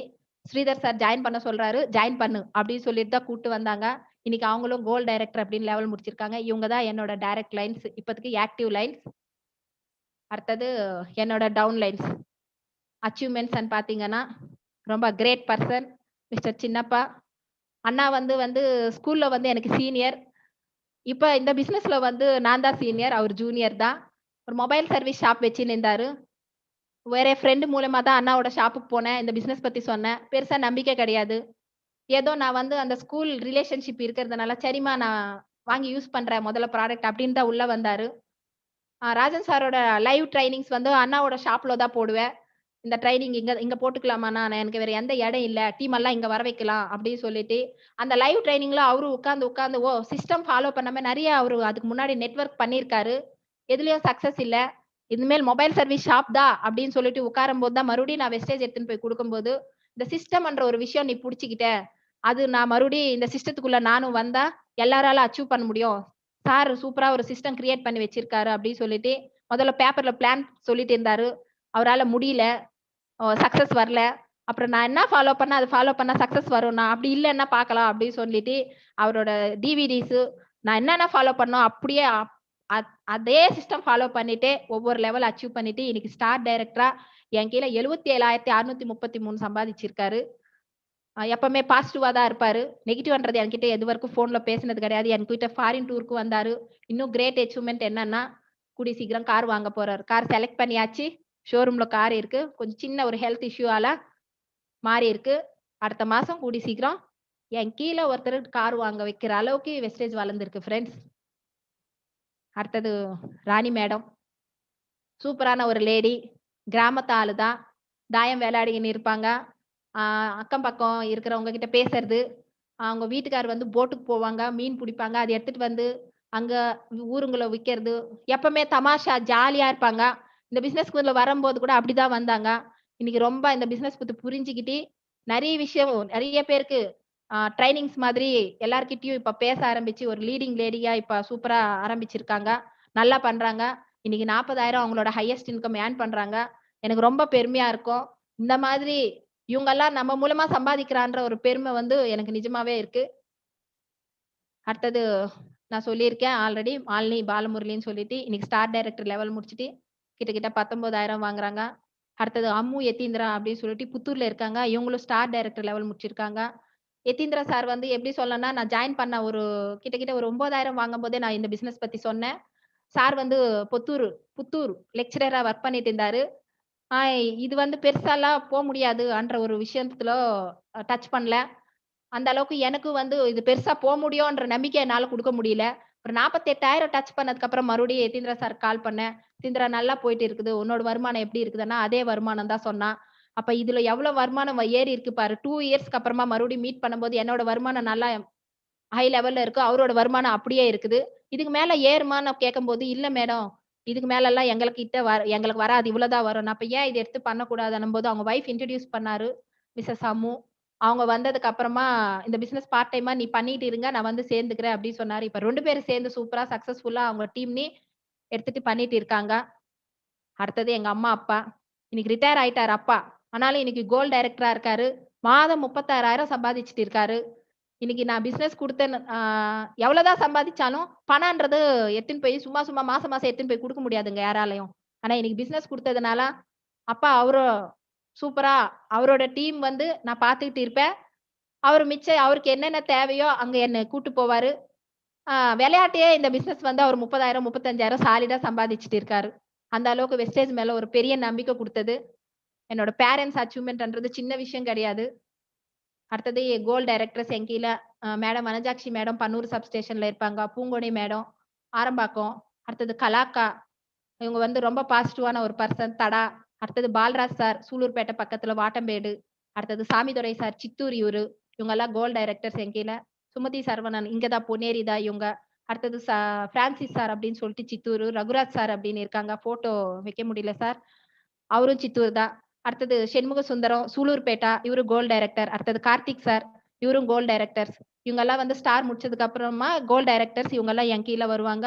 நல்லா சக்சஸ்ஃபுல்லா எல்லாம் ஆக்டிவா பண்ணிட்டு இருக்காங்க. அடுத்தது என்னோட great sister gold covering business அவங்களது. 1 வருஷமா அவங்களுக்கு பிசினஸ் வந்து நல்லா ஸ்டாப் ஆயிருக்குது. இப்பதான் வெஸ்டேஜ் என்ற ஆப்பர்ச்சுனிட்டி பார்க்க ஆரம்பிச்சுட்டு இருக்காங்க. ஜூம்ல தான் நெறைய ட்ரெய்னிங்ஸ் எல்லாம் என்னோட சப்போர்ட் எடுத்துக்கிட்டு தங்கச்சி வந்து இன்னைக்கு இந்த மாசம் சில்வர் முடிச்சிருக்காங்க. அடுத்தது என் கீழ சில்வர் டைரக்டர்ஸ் இவங்கலாம். இவங்க பத்தி சொல்லணும்னா நெறைய பேர் இருக்காங்க. ஆ பிரான்ஸ் டைரக்டர்ஸ் நெறைய அச்சீவர்ஸ் இருக்காங்க. அடுத்து இவங்க சூலூர்பேட்டை தான். இவங்க 2 பேரும் புதுசா இப்பதான் ஜாயின் பண்ணி 8% அச்சீவ் பண்றது இவங்க பத்தி பெருசா வந்து கூடிய சீக்கிரம் ஜெயிக்கும்போது சொல்லுவேன். அந்த மாதிரி ஒரு திருநங்கல் அப்படின்னு சொல்லுவோம் இல்லைங்க. அவங்க 2 பேரும் நம்ம டீம்ல இருக்காங்க. எங்க வெஸ்டேஜ்ன்ற ஒரு பார்ட் எங்களுக்கு இங்க இடம் குடுத்திருக்கு அப்படின்னு சொல்லிட்டு 2 பேரும் சக்சஸ்ஃபுல்லா பண்ணிட்டு இருக்காங்க. இவங்களுக்கும் வெஸ்டேஜ் வந்து இடம் குடுத்திருக்குது. கூடிய சீக்கிரம் நல்ல லெவல்ல அச்சீவ் பண்ண போறீங்க. நீங்க பார்க்க தான் போறீங்க. அடுத்தது இவங்க எல்லாம் பிரான்ஸ் டைரக்டர்ஸ் தான். அடுத்தது ஃபாரின் ட்ரிப்ஸ். ஃபாரின் ட்ரிப்ஸ்ன்றது வேலை செய்யறதுக்கு தாங்க ஃபாரின் ட்ரிப். இதான் நம்மளுக்கு தெரியும். போயிட்டு வந்தாரே 2 வருஷம் எங்கள விட்டுட்டு வேலை செய்யறதுக்காக அப்படின்னு சொல்லிட்டு. வெஸ்டேஜ் தான் சுத்தி பார்க்கறதுக்காகன்னு மாத்தி எங்களுக்கு காட்டுனது. முதல் ஃபாரின் ட்ரிப் இந்தோனேஷியா. முதல் ஃப்ளைட் எக்ஸ்பீரியன்ஸ். பேங்க் பாஸ்புக் கிடையாது. வெஸ்டேஜ் ஸ்கூல் வந்ததுக்கு அப்புறமா தான் பாஸ்புக். பான் கார்டு கிடையாது. வெஸ்டேஜ் ஸ்கூல் வந்ததுக்கு அப்புறமா தான் பான் கார்டு. அப்புறம் பாஸ்போர்ட். அந்த பாஸ்போர்ட் அப்பதான் அந்த 10th மார்க் லிஸ்ட்டே நான் தேடினேன். எங்கெங்க இருக்கிறதெல்லாம் எடுத்து வெளிய போட்டு, எனக்கு ஒரு பாஸ்போர்ட் இப்போ. நான் முதல் ஃபாரின் ட்ரிப், முதல் ஃப்ளைட் எக்ஸ்பீரியன்ஸ். அந்த ஃப்ளைட் வந்து முதலா மேல ஏறும்போது, ஜெயிச்சுட்டேன் அப்படின்னு சொல்லிட்டு நானே உள்ள கத்திக்கின நாள் அது. என்னால மறக்க முடியாது. ஏன்னா, ஒரு ஹவுஸ் ஒய்ஃபா இருந்துட்டு, ஒரு ஃபாரின் ட்ரிப்புக்கு எலிஜிபிள் ஆவறது, டைரக்ட் செல்லிங் இண்டஸ்ட்ரியில எவ்வளோ பெரிய விஷயம்ன்றது வெளிய இண்டஸ்ட்ரி பத்தி சொல்லும்போது தான் நம்மளுக்கு தெரியும். அந்த மாதிரி ஃபர்ஸ்ட் ஃபாரின் ட்ரிப் என்னோட கிரேட் அப்ளைனர்ஸ் கூட ஃபோட்டோ எடுத்திருக்கேன். அடுத்தது அபுதாபி, துபாய். இது சூப்பரான ஒரு ட்ரிப்பு. நானு தனியா தான் போனேன் இந்த 2 ட்ரிப்ஸ்க்கே. 3வது ட்ரிப்பு தான். க்ரூஸ் கப்பல். சான்ஸே கிடையாது. அந்த கப்பல் எல்லாம் வந்து உலகத்திலே இருக்கா? இந்த மாதிரி ஒரு கப்பல் இருக்கா? இதுல நம்ம பயணம் பண்ண போறோமா? அப்படின்ற ஒரு இவ்ளோண்டு ட்ரீம் கூட கிடையாதுங்க. ட்ரீமே இல்லாம வாழ்ந்துட்டு இருக்கிறவங்களுக்கு எவ்ளோ பெரிய ட்ரீம் பாருங்க. மேல 12வது மாடியிலே நம்ம டீமோட சேர்ந்து எடுத்த ஃபோட்டோ. இதுல கிரேட் என்னன்னா, இந்த பக்கம் எங்க ஹஸ்பண்ட் இருக்காரு. எங்க அம்மா, அப்பா இருக்காங்க. டீம்ல எல்லாரும் இருக்காங்க. என்னோட கிரேட் அப்ளைன் திருமலை சார் இருக்காரு. இந்த சூப்பரா என்ஜாய் பண்ணோம்.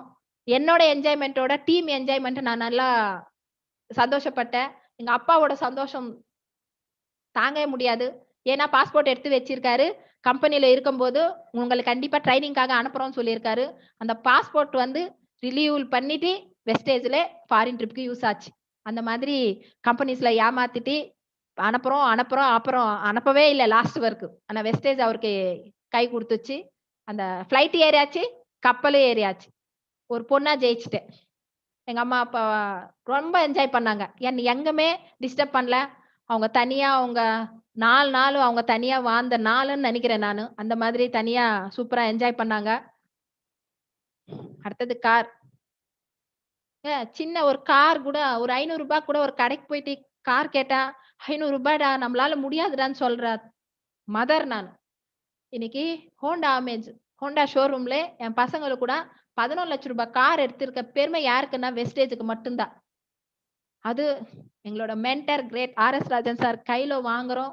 அன்னைக்கு கிட்டத்தட்ட 120 பேரோட நான் கார் எடுத்திருக்கேன்.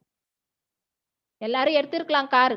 தனியா போயிட்டு உங்க வைஃப் கூட, உங்க ஹஸ்பண்டோட இல்ல யாராச்சும் அம்மா, அப்பா கூட கூட்டு போயிட்டு 120 பேரோட கார் எடுத்திருக்கேங்க. நான் கார் எடுக்கும்போது அங்க இருக்கிற 120 பேர் கூட என்னால எடுக்க முடியும்ன்ற நம்பிக்கை. அதான் எல்லாரும் வந்தாங்க. அதான் நம்ம வெளி உலகத்துல கார் எடுத்தோம்னா, அவங்க கார் எடுத்துட்டாங்க அப்படின்னு பேசுவாங்க. ஆனா இங்க அது கிடையாது. இந்த கார் எடுத்தனந்து இன்னி வரைக்கும் என் டவுன்லைன்ஸ் அந்த கார்ல நல்லா என்ஜாய் பண்றாங்க. அவங்க கார் அது.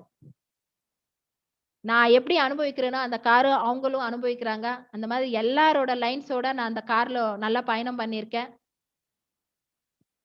இதெல்லாம் இந்த தருணம் எல்லாம் மறக்கவே முடியாது. ஏன்னா சின்ன வயசுல எப்போ கொஞ்சிருப்பாங்க. இவ்ளோ பெரிய அச்சீவ்மென்ட் கார் ஃபங்ஷன் அன்னைக்கு எங்க அம்மா எனக்கு குடுத்த ஒரு கிஃப்ட் இது. எவ்ளோ பெரிய கிஃப்ட் பாருங்க. இந்த சக்சஸ்க்கு எல்லாம் காரணம் கூடயே இருந்துட்டு, "உங்களால முடியும் மேடம். உங்களால முடியும். உங்களால முடியும். எல்லா விஷயம் முடியும், முடியும், முடியும்ன்னு சொல்லிட்டு கூடயே கை புடிச்சுக்கிட்டு, ஒரு அண்ணன் ஸ்தானம் சொல்லலாம். ஒரு அப்ளைனா எனக்கு இன்னி வரைக்கும் கூட இருந்துட்டு, சார் வந்து நெறைய சப்போர்ட் பண்ணியிருக்காரு. நெறைய. நான் சும்மா வெஸ்டேஜ்ன்னா ஆ பிசினஸ் மட்டும் கிடையாது. பர்சனலா எவ்ளோ இருக்கும். அவ்ளோ விஷயத்துக்கும் சார் கிட்டயும். கொட்டிட்டு படுத்தா தான் எனக்கு தூக்கமே வரும். சார் ஏதாச்சும் சஜஷன் சொல்லிட்டாருன்னா, ஓகே சார் கிட்ட சொல்லிட்டோம். அவ்வளோதான். அந்த அளவுக்கு ஒவ்வொரு விஷயம் நல்லா ட்ரெய்னிங் எடுப்பாரு. ராஜன் சாரோட ட்ரெய்னிங் தமிழ் தெரியாது. ட்ரெய்னிங் எடுத்துட்டு இருப்பாரு. மறுபடியும் வந்து ட்ரெயின்ல வந்து உட்கார்ந்துட்டு, சார் அந்த இடத்துல புரியல, இந்த இடத்துல புரியல. சலிக்காம பொன்னேரி ஸ்டேஷன் இறங்குற வரைக்கும் அந்த டவுட்ஸ் கிளியர் பண்ணிட்டே இருப்பாரு. நானும் கேட்டுட்டே இருப்பேன். எப்பவுமே பாசிட்டிவா தான் சார் கிட்ட பேசுவேன். நெகட்டிவ் விஷயம் ரொம்ப பேச மாட்டேன். எப்போ ஒரு நாள் தான், சார் இந்த ரொம்ப இப்படி சார் அப்படின்னு சொல்லிட்டு என்ன மீறி தான் சொல்லுவேனே தவிர, எப்பவுமே பாசிட்டிவா தான் இருப்பேன். அம்மு மேடம், சாரோட வைஃப். இன்னைக்கு டிஎல்சிபி பொன்னேரி டிஎல்சிபில நெறைய சப்போர்ட்டுங்க. 1 இல்ல, 2 இல்ல. எங்களுக்கு எப்ப வேணுமோ அப்ப ஆர்டர் போடுவாங்க. இப்ப போட முடியாதுன்னு ஒரு நாள் கூட சொன்னது கிடையாது.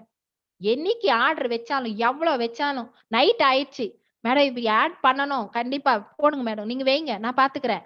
நான் இருக்கேன். நீங்க அப்புறமா அனுப்புங்க. நீங்க செய்யுங்க. எங்களுக்கு கூடயே ஒவ்வொரு விஷயத்திலும் ஹெல்ப்ஃபுல்லா இருந்துட்டு 2 பேருமே இன்னி வரைக்கும் எங்களுக்கு சப்போர்ட்டா இருக்காங்க. ஆ 2 பேரும் வந்து எனக்கு வந்து கிரேட் அப்ளையன்ஸ்ன்னு தான் சொல்லணும். இவங்க ரிலேஷன்ஷிப் எனக்கு வந்து கடைசி வரைக்கும் இப்படிதான் இருக்கோம். இனிமேல் இப்படிதான் இருக்க போறோம். அந்த மாதிரி ஒரு கிரேட் அப்ளையன்ஸ். என்ன ஃபேஸ் பார்த்துட்டே கண்டுபிடிச்சுடுவாரு சார். "புரியலையா மேடம்?" அப்படின்னு சொல்லிட்டு மறுபடியும் சொல்லுவாரு. அவ்ளோ பொறுமை. அந்த பொறுமையா ஒவ்வொரு விஷயம் அந்த ட்ரெய்னிங் எடுக்கிறது கிரேட் ட்ரெய்னருங்க. எங்க அப்ளைன் வந்து கிரேட் ட்ரெய்னர். சார் ஒரு ட்ரெய்னிங் எடுத்தாருன்னா, அந்த ட்ரெய்னிங்ல எல்லாரும் எடுத்துட்டு போய் உட்கார வைக்கிறது தான் என்னோட இது. சாருக்கு ஃபேன்ஸ் நெறைய பேர் அந்த ட்ரெய்னிங் செக்ஷன் எடுக்கும்போது. ஏன்னா, ப்ராடக்ட் பத்தி ட்ரெய்னிங்கு, பிளான் பத்தி ட்ரெய்னிங் மட்டும் கிடையாது. சார் வந்து நெறைய விஷயம் வாழ்க்கையில எப்படி இருக்கணும், நல்லதா பார்க்கணும், நல்ல விஷயம். ராஜன் சார் கிட்ட என்னென்ன விஷயம் அவர் கத்துக்கிட்டாரோ, எங்களுக்கு வந்து 90% குடுத்துட்டாரு. நெறைய விஷயம். ஏன்னா, ஒருத்தர்கிட்ட வாங்குறது பெருசு இல்ல. அந்த விஷயம் எடுத்துன்னு போய் மறுபடியும் குடுக்கணும். அந்த மாதிரி எனக்கு ஒவ்வொரு விஷயம் சார் கிட்ட கிடைச்சது. Thank you very much sir. Thank you very much. உங்க 2 பேரையும் எங்களால லைஃப்ல மறக்க முடியாது. இனிமேலும் இன்னும் சப்போர்ட்டா இருப்பீங்க. அடுத்தது எங்களோட அப்ளைனர் ஆண்ட்ரியா மேடம். மேடம் வந்து ஸ்டார் முடிக்கும்போது, டைமண்ட் முடிக்கும்போதெல்லாம் ஃபோன் பண்ணுவேன். "என்ன இப்படியெல்லாம் இருக்கு டீமு? இப்படியெல்லாம் பேசுறாங்களே மேடம். இப்படிதான் இருப்பாங்க. ஆளுங்கன்னா இப்படிதான் இருப்பாங்க. அவங்க அவங்க கிட்ட நம்ம என்ன கத்துக்கணும்? அது மட்டும் தான். பாசிட்டிவாவே. அதுல என்ன பாரு, அதுல என்ன பாரு அப்படின்னு சொல்லிட்டு அவங்களுக்கு வரணும்னு கூட அவசியம் கிடையாதுங்க நம்ம டீமுக்கெல்லாம். நான் ராஜன் சார் இருக்காரு இல்லையா? ஆனா என் டீமுக்குன்னே தனியா சூலூர்பேட்டைக்கு வந்து ரொம்ப நாளா வந்து சப்போர்ட் பண்ணாங்க. நெறைய சூப்பர் ஹைவே சக்சஸ் ட்ரெய்னிங் வந்து சூலூர்பேட்டைக்கு தனியா வாங்கிட்டு நான் மேடம் கிட்ட பண்ணி வச்சேன். நெறைய விஷயம் சப்போர்ட் பண்ணாங்க. அவங்களுக்கு பண்ணணும், பண்ணலையா அதெல்லாம் கிடையாது. சௌஜன்யா கூப்பிட்டுச்சா, ஓகே. டேட் இல்ல நான் வரமாட்டேன்னு சொன்ன நாளே கிடையாது. ஏந்தியா ராஜன் என்னோட கிரேட் அப்ளைனர். எனக்கு ரொம்ப புடிக்கும். சின்ன விஷயம் ஏதாச்சும் வீட்ல இருந்தாலும் சரி ஷேர் பண்ணிப்பேன். எங்க வீட்டுக்காரர பத்தி ஏதாச்சும் கூட ஷேர் பண்ணா கூட ரொம்ப பாசிட்டிவா பேசுவாங்க. இந்த மாதிரி ஒரு உறவுங்கள்லாம் எங்க கிடைப்பாங்க? அடுத்து இவரு பத்தி பேசுறதுக்கு வேர்ட்ஸ் வராது. தகுதியே கிடையாது. நெறைய விஷயம் சார் கிட்ட கத்துக்கிட்டோம். நெறைய விஷயம். கன்டினியூட்டின்னா என்ன? சின்சியர் வொர்க்ன்னா என்ன? அவர்கிட்ட எப்பமே சார் வந்து ஸ்ரேயன் சார்ல ட்ரெய்னிங் எடுப்பாரு. Tuesday live. ஒரு லைவ் கூட மிஸ் பண்ண மாட்டோம். அப்படி இருந்தா இங்க பார்ப்போம். அப்படி இல்ல நான் நேர்ல பார்த்துருவேன். எனக்கு ரொம்ப டிஸ்டர்பா இருந்துச்சுன்னா நேர்ல போயிடுவேன். நேர்ல போம்போது இத்தினி பேர் இருக்காங்க இந்த லைவ்ல. இத்தினி பேர்ல 2 பேருக்கு ரீச் பண்ணா போதும். அந்த 2ல நான் தான் சார் ஒண்ணும் அப்படின்னு நெனைப்பேன். அப்படிதான் சொல்லியிருப்பேன் உள்ளவே. நான் தான் சார். எனக்கு ரீச் ஆயிடுச்சு சார். எனக்கு ரீச் ஆயிடுச்சு சார். அவர் வந்து ஒவ்வொருத்தரா பேர் சொல்லும்போது வந்து நெறைய பேர் வந்து லேடீஸ் அச்சீவ் பண்ணவங்கலாம் சார் லைவ்ல பேர் சொல்லுவாரு. நம்ம பேர் சார் எப்ப சொல்லுவாரு? நம்ம பேர் நம்மளும் அச்சீவ் பண்ணணும். நம்ம பேர் சார் எப்ப சொல்லுவாரு? அப்படிதான் சார் கிட்ட ரொம்ப எதிர்பார்ப்பேன். ராஜன் சார் எத்தனை பேருக்கு தெரியும்னு தெரியாது. இல்ல. ராஜன் சாருக்கு எத்தனை பேர் தெரியும் அப்படின்னு சொல்லுவாங்க. சாருக்கு கண்டிப்பா நம்ம கண்ல படும்னு சொல்லிட்டு என்னோட பிசினஸ் வளர்ச்சியில தான் சார் கண்ல பட்டேன். இன்னைக்கு சார் நெறைய இடத்துல என் பேர் சொல்லியிருக்காரு. மென்டர்ன்னு சொல்ல முடியாது. குருன்னு சொல்ல முடியாது. எங்க கடவுள் தான் அவரு. எங்க வீட்லே அவர் பேச்சு எடுத்தாவே போதும். அவ்வளவுதான் அமைதியா ஆயிடுவாங்க. சார் கிட்ட கேட்கலாமா? அப்படின்னு சொன்னேன்னா போதும். நான் சார் கிட்ட கேட்கவே தேவையில்ல. எல்லாரும் ஓகே சொல்லிடுவாங்க. அந்த அளவுக்கு சார்ன்னு நான் மட்டும் இல்ல. வீட்டோட எங்க அம்மா, அப்பா, தங்கச்சிங்க எல்லாருமே. ஏன்னா அவரு அவரு குடுத்த நாலேட்ஜ் அந்த மாதிரி. சார் பத்தியே நெறைய சொல்லுவேன். அதனால சார் சொன்னா போதும்ன்னா வார்த்தைக்கு நாங்க நெறைய விஷயம் கத்துக்கினது ராஜன் சாரோட ட்ரெய்னிங்ஸ், ராஜன் சாரோட மீட்டிங்ஸ் தான். சார் கிட்ட நெறைய பேர் செல்ஃபி எடுப்பீங்க. நெறைய பேர் வந்து ராஜன் சார் கிட்ட பேசணும் அப்படி போவீங்க இல்லையா? நான் வந்து சில்வர் டைரக்டர் முடிச்சு சாம்பியன்ஸ் டேல சார் குடுத்த சாம்பியன்ஸ்ல தான் ஃபர்ஸ்ட் போட்டோ. அச்சீவ் பண்ணி தான் அவர்கிட்ட போணும். நார்மலாலாம் அவர் பக்கம் போக்கூடாது. அவர் பக்கம் போய் போட்டோ எடுக்கக்கூடாது. பொன்னேரி சிஎன்டி வர்றப்போ டைரக்டர் முடிச்சிருக்கேன். ஆனாலும் நான் போட்டோ எடுத்தது கிடையாது. சார் கிட்ட பேசினது கிடையாது. அவர்கிட்ட போணும்னா, அது வந்து நம்ம அச்சீவ் பண்ணி தான் போணும் என்ற ஒரு திமிரன்னு சொல்லுவீங்களா? இல்ல எனக்கு வந்து புடிக்கல. அவர்கிட்ட போறோம்னா அச்சீவ் பண்ணி தான் போணும். அந்த மாதிரி ஒரு மனிதர். அவர்கிட்ட எடுத்த ஃபர்ஸ்ட் போட்டோ என் Facebookல இதான் இருக்கும். அ எ அங்க சார் சொன்னது மைக் குடுத்துட்டு பேசுறதுக்கு ரொம்ப பயமா இருக்கு சார்ன்னா, இந்த பிசினஸ்ல பேசிதாம்மா ஆவணும் அப்படின்னு சொன்னாரு. இன்னி வரைக்கும் பேசின்னு தான் இருக்கேன். சூப்பரான ஒரு கிரேட் லீடர் எல்லாருக்குமே சார். என்னோட சக்சஸ் கீஸ் தெரிஞ்சுக்கணுமா? இந்த பிசினஸ்ல வந்து வந்திருக்கேன், அச்சீவ் பண்ணியிருக்கேன். ஆனா அந்த SWS மாஸ்டர் ஆஃப் பிசியா ஃபார்முலா அப்படின்னு சொல்லுவார் சார். இது வந்து என்னன்னா, நான் போவேன். யாராச்சும் ஓகே சொன்னா ஓகே. யாராச்சும் நோ சொன்னாங்கன்னா ஸ்டார்ட்டிங்லே உடனே என்டிஓ எடுத்து போட்டுப்பேன். நானே போட்டுப்பேன். Some will, some want, so what, start working, someone is waiting. நெறைய பேர் நம்ம இந்த பிளான் சொல்லும்போது வில் பண்ணுவாங்க. ஓகே, ஓகே சூப்பர் வில் பண்ணிட்டாங்களே அப்படின்னு சொல்லிட்டு நம்ம இதுக்கு குதிக்க முடியாது. சம் வாண்ட், ஐயோ வேணான்னு சொல்லிட்டாங்களே அப்படின்னு சொல்லிட்டு அளவும் வேணாம். ஆனா என்ன? Start working. நம்ம வொர்க் நம்ம பண்ணிட்டே போலாமே. யாரோ ஒருத்தர் என் வாழ்க்கை மாறணும்னு இருக்காங்க இல்லையா? அவங்க வந்துட்டாங்க ஃப்ரெண்ட்ஸ். அவங்க வர்ற வரைக்கும் தான் நம்ம business. Someone is waiting, someone is waiting, someone is waiting. தினமும் சொல்லுவேன். எல்லா ட்ரைனிங்ஸும் சரி, எல்லா மீட்டிங்ஸ்லயும் சரி, நெறைய டெஸ்டிமோனியல்ஸ்ல சரி இதுதான் சொல்லுவேன். என் டீம்ல எல்லாருக்கும் தெரியும். உடனே சொல்லுவேன். சம் வில் அப்படின்னு சொன்ன உடனே அவங்களே கண்டினியூ பண்ணிப்பாங்க. Some what, so what, start working. Madam someone is waiting அப்படின்னு சொல்லிடுவாங்க. அந்த மாதிரி ஒரு தாரக மந்திரமா இது வந்து என் வாயில எப்பவுமே வரும். நெறைய பேருக்கு நான் சொல்லிட்டு தான் இருப்பேன். அடுத்தது சார் கோல்டன் ரூல்ஸ் 3 ஃபாலோ பண்ண சொல்வாரு. இன்னி வரைக்கும் ஃபாலோ பண்ணின்னு இருக்கேன். Share the product, share the opportunity, sell the event. இந்த செல் த ஈவென்ட்ல ராஜன் சார் சொல்லுவாரு, நான் வந்து கௌதம் பாலி சார் வந்தாருன்னா எல்லா இடத்துல இருந்து கூட்டு வந்து உட்கார வச்சிருவேன். அதுதான் ஈவென்ட் செல் பண்றது. ஏன் அவருக்கு இல்லாத நாலேஜா? சிதா சிங் சார் ட்ரைனிங்னா எல்லாம் ஃபோக்கஸ் பண்ணுவாரு. அப்போ நம்ம சொல்றது நம்ம பேசுறது இல்ல இதோட அந்த ஈவென்ட்ல உட்கார வச்சிட்டோம். ஏன் மெட்ராஸ் யூனிவர்சிட்டில அவார்ட் ஃபங்க்ஷன் அந்த ஈவென்ட் பார்த்து தானே நானும் இந்த பிசினஸ்க்குள்ள வந்தேன். அப்ப ஈவென்ட் தான் செல் பண்ணோம். இந்த ஈவென்ட் செல் பண்றதுல எனக்கு நானே பெருமையா சொல்லலாம். நல்லா செல் பண்ணுவேன். எல்லா இடத்துல எல்லா டவுன்லைன்ஸ் கிட்டயும் ரீசன் வாங்க மாட்டேன். சொல்லுவாங்க வர முடியாது மேடம், ஏதாச்சும் ஒண்ணு ஆல்டர்னேட் பாரு, ஏதாச்சும் ஒண்ணு பாரு, வந்தேன்னா நல்லா இருக்கும். வந்ததுக்கு அப்புறமா நிஜமா நம்மளுக்கு தேங்க்ஸ் தான் சொல்லிட்டு போவாங்க. ஆனா அவங்க வர்ற வரைக்கும் அந்த செல் த ஈவென்ட்லயே செம்ம ஃபோக்கஸ் பண்ணுவேன். எனக்கு ரொம்ப பிடிச்ச பாட்டு. ஈவென்ட்க்குள்ள வந்தா தானங்க இந்த பிசினஸ் என்னன்னு தெரியும். இந்த பிசினஸ்ல எத்தனை பேர் ஜெயிச்சிருக்காங்கன்னு தெரியும். அப்ப ஈவென்ட் வந்து நிறைய ப்ரோமோட் பண்ணுங்க. இப்பெல்லாம் வந்து எங்க அங்க வாங்க இங்க வாங்கன்னு கூப்பிடுறது கூட கிடையாது. நாங்க தான் அந்த மாதிரி ஓடணும். இப்பெல்லாம் வந்து இதோ இந்த மாதிரி மேடம் லிங்க் வச்சிருக்காங்க. யூடியூப் லிங்க்ல இருக்கு. ஜூம் லிங்க்ல வாங்க. இந்த பிசினஸ் என்னன்னு தெரிஞ்சுக்கோங்க அப்படின்னு சொல்லிட்டு ஈவென்ட் ஒவ்வொருத்தருக்கு செல் பண்ணுங்க. நீங்க பிசினஸ் சொல்ல தேவையில்லை. அவங்கள பிசினஸ் புரிஞ்சுப்பாங்க. அடுத்தது ஆர்எஸ் வின்னர்ஸ் அகாடமி. இதான் என்னோட சக்சஸ்க்கு காரணம். பாக்கெட் ட்ராக்கர் யார் வைப்பாங்களோ வைக்கலையோ பாக்கெட் ட்ராக்கர் அப்படின்னு ஒரு குரூப் கிரியேட் பண்றோம் சார் அப்படின்னு சொல்லிட்டு சார் கிட்ட சொல்லி இந்த குரூப் கிரியேட் பண்ணி இந்த பாக்கெட் ட்ராக்கர்ல இந்த 1 to 1 எங்க போவேன், ஹோம் மீட்டிங் எங்க போவேன், மீட்டிங்ஸ் எங்கெங்க நடந்துட்டு இருக்குது, இதெல்லாம் வந்து கோல் ஷீட் இருக்கும். அப்புறம் அந்த மாசம் ஃபுல்லா நான் ஒர்க் அவுட் பண்றது இருக்கும். போட்டோ அடிச்சுட்டு நான் போடுவேன். நான் இது பண்ணேன் நீங்க பண்ணலையா அப்படின்னு சொல்லிட்டு என்னைக்குமே நம்ம டவுன்லைன்ஸ்க்கு கேட்க வேணாம். இந்த குரூப் வந்து சூப்பரா எங்களுக்கு ஒர்க் அவுட் ஆச்சு. நான் போட்ட உடனே என் கீழே இருக்கிறவங்க மேடம் எல்லாம் போயிருக்காங்களே, அப்ப நம்மளும் 1 to 1 பண்ணோம், நம்மளும் ஹோம் மீட்டிங் பண்ணோம். அது வந்து கண்டினியூட்டி கொண்டு வந்தது இந்த பாக்கெட் ட்ராக்கர் தாங்க. கிட்ட என்கிட்ட ஒரு ஷெல்ஃபுக்கு இருக்கும் இந்த புக்ஸ்.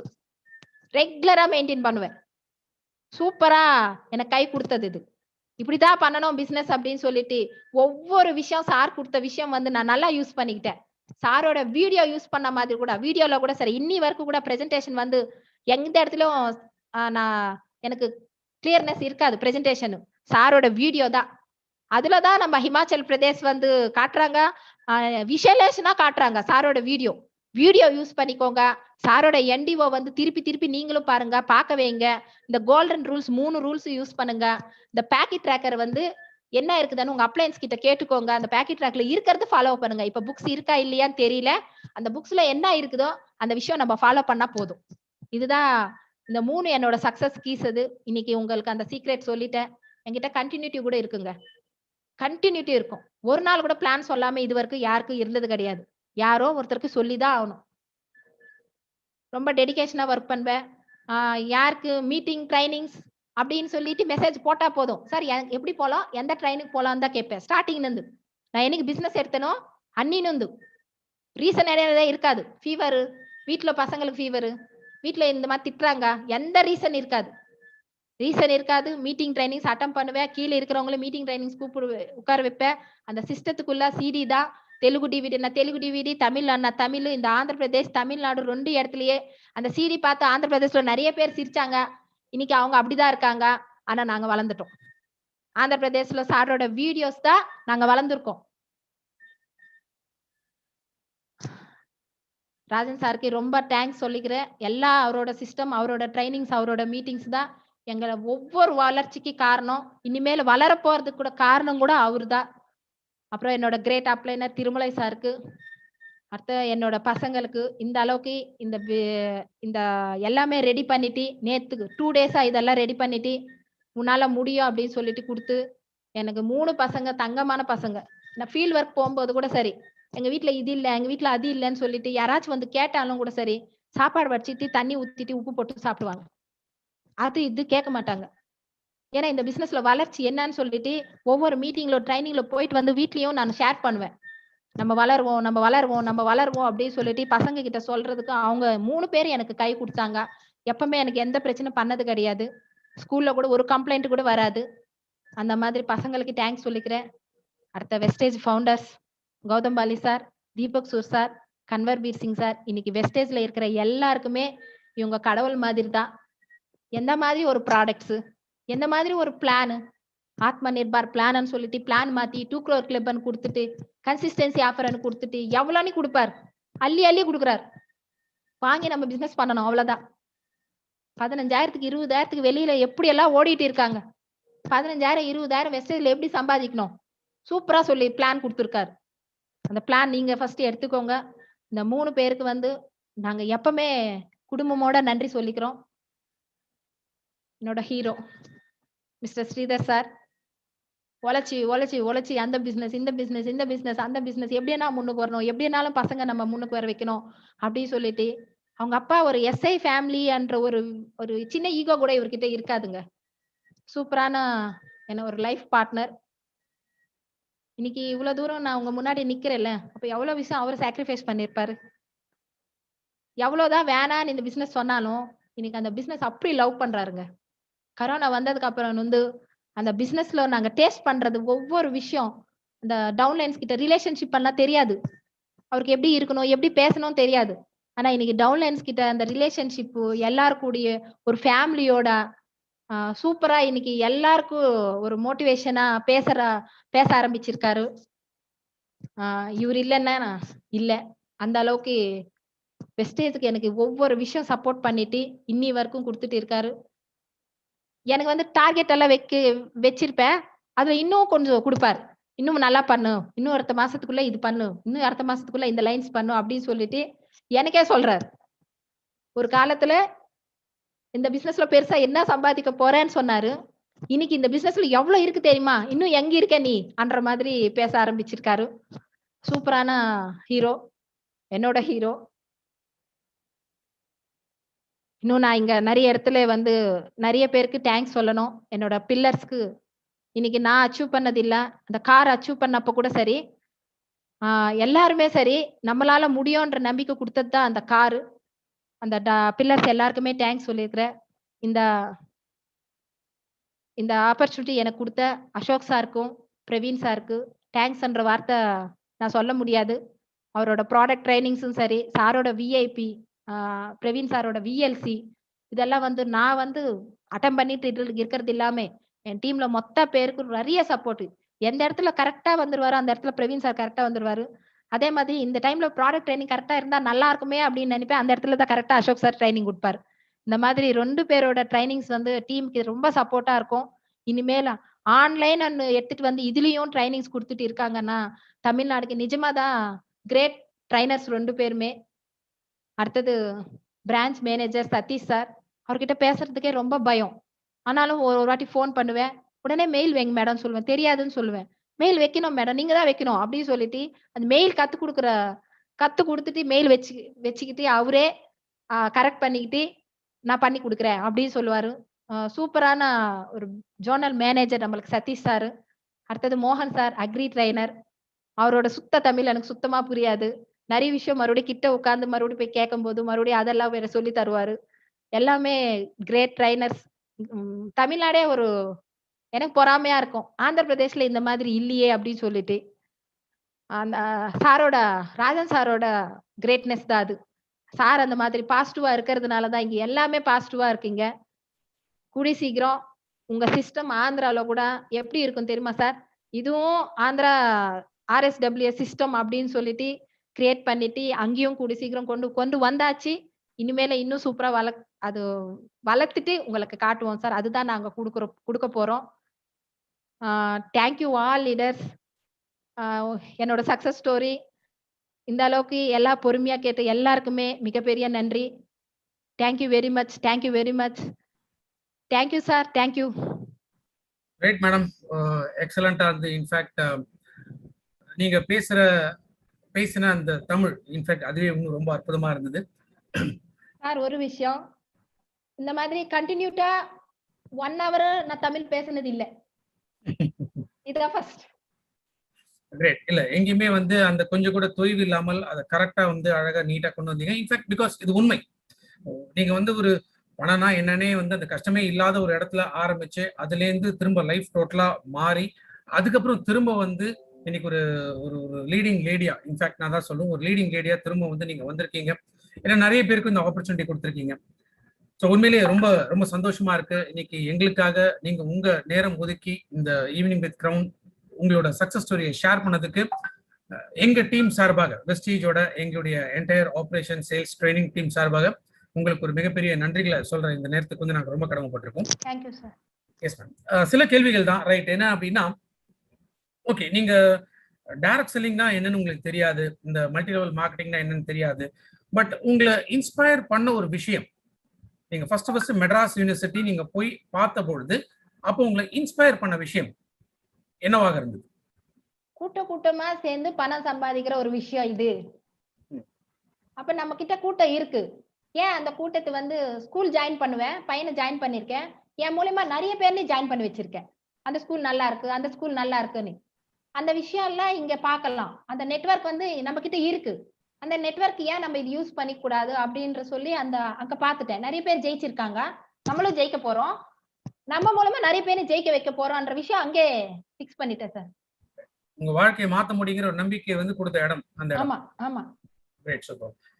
அதே போல இப்ப நீங்க ஏன்னா பொதுவாகவே இப்ப வந்து இன்னொருத்தரை பார்த்து பேசும்பொழுது வெஸ்டீஜ் டைரக்ட் செல்லிங் அப்படின்னு சொன்னாலே ஐயோ இதெல்லாம் ஆள் பிடிக்கிற பிசினஸ் நல்லா வரமாட்டேன் அப்படின்னு பேசுவாங்க. ஸோ பட் ஜென்ரலா யார் பேசினாலுமே நீங்க ஒரு லேடியா போய் பேசும்பொழுது இன்னும் நிறைய எதிர்ப்புகள் உங்களுக்கு வந்திருக்கும் இல்லையா? அதை எப்படி உங்களால சமாளிக்க முடியும்? எங்க வீட்டுல இதெல்லாம் பழக்கம் இல்ல, பொம்பளைங்க வெளியே சுத்துறது. நீங்க எல்லாம் மைக் கொஞ்சம் கிட்ட வச்சுங்க மேடம், மைக் கொஞ்சம் கிட்ட வச்சு. எங்க வீட்டுல வெளிய இந்த மாதிரி லேடிஸ் எல்லாம் அனுப்ப மாட்டோம், நீங்க எல்லாம் இப்படி எல்லாம் பண்றீங்க அப்படின்றது கூட கேட்டிருக்காங்க. அப்படியா சார்?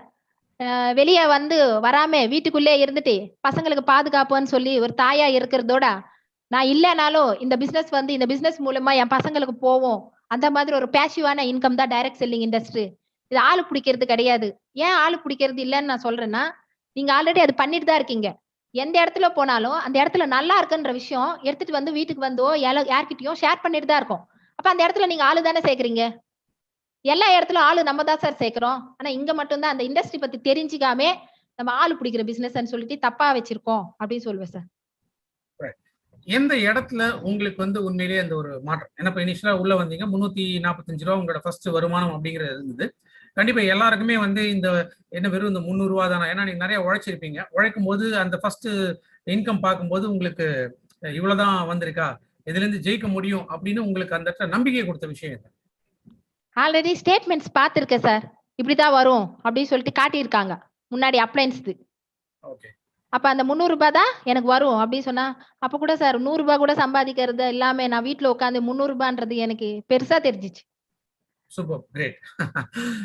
ஏன்னா இன்னைக்கு நிறைய பேர் யோசிக்கக்கூடிய இடமும் அதுதான். இதுக்காக நான் இவ்வளவு கஷ்டப்படணுமா அப்படின்னு நினைக்கிற இடத்துல ஒண்ணுமே இல்லாத இடத்துல எனக்கு ஒரு 300 ரூபாய்க்கு மேல எனக்கு வந்திருக்கே அப்படின்னு நீங்க நினைச்ச இடம் வந்து உண்மையிலேயே ரொம்ப பாராட்ட வேண்டிய ஒரு விஷயம். வெஸ்டீஜோட ஃபியூச்சர் அப்படின்னு பார்க்கும்போது இன்னைக்கு இந்த டைரக்ட் செல்லிங் இண்டஸ்ட்ரியில இன்னைக்கு எத்தனையோ நிறுவனங்கள் இருக்கு. அதுல வெஸ்டீஜ எப்படி நீங்க பாக்குறீங்க? இந்நேரம் நீங்க உங்களுடைய அனுபவம் இப்ப நிறைய இருக்கு. ஏன்னா நீங்க இதுதான் ஃபர்ஸ்ட் டைரக்ட் செல்லிங் இண்டஸ்ட்ரினா வெஸ்டீஜ்குள்ள தான் முதல்ல நீங்க வந்திருக்கீங்க. ஆனா இப்போ உங்களுக்கு நிறைய அனுபவம் இருக்கிறதுனால இப்ப மற்ற கம்பெனி எல்லாம் பார்க்கும்போது வெஸ்டீஜ் எந்த இடத்துல இங்க வந்து தனித்து நிக்குது? தனித்துனா ஒரு என்ன சொல்றது, ஒரு ஐடென்டிட்டி எங்க கிடைக்குதுன்னு நினைக்கிறீங்க?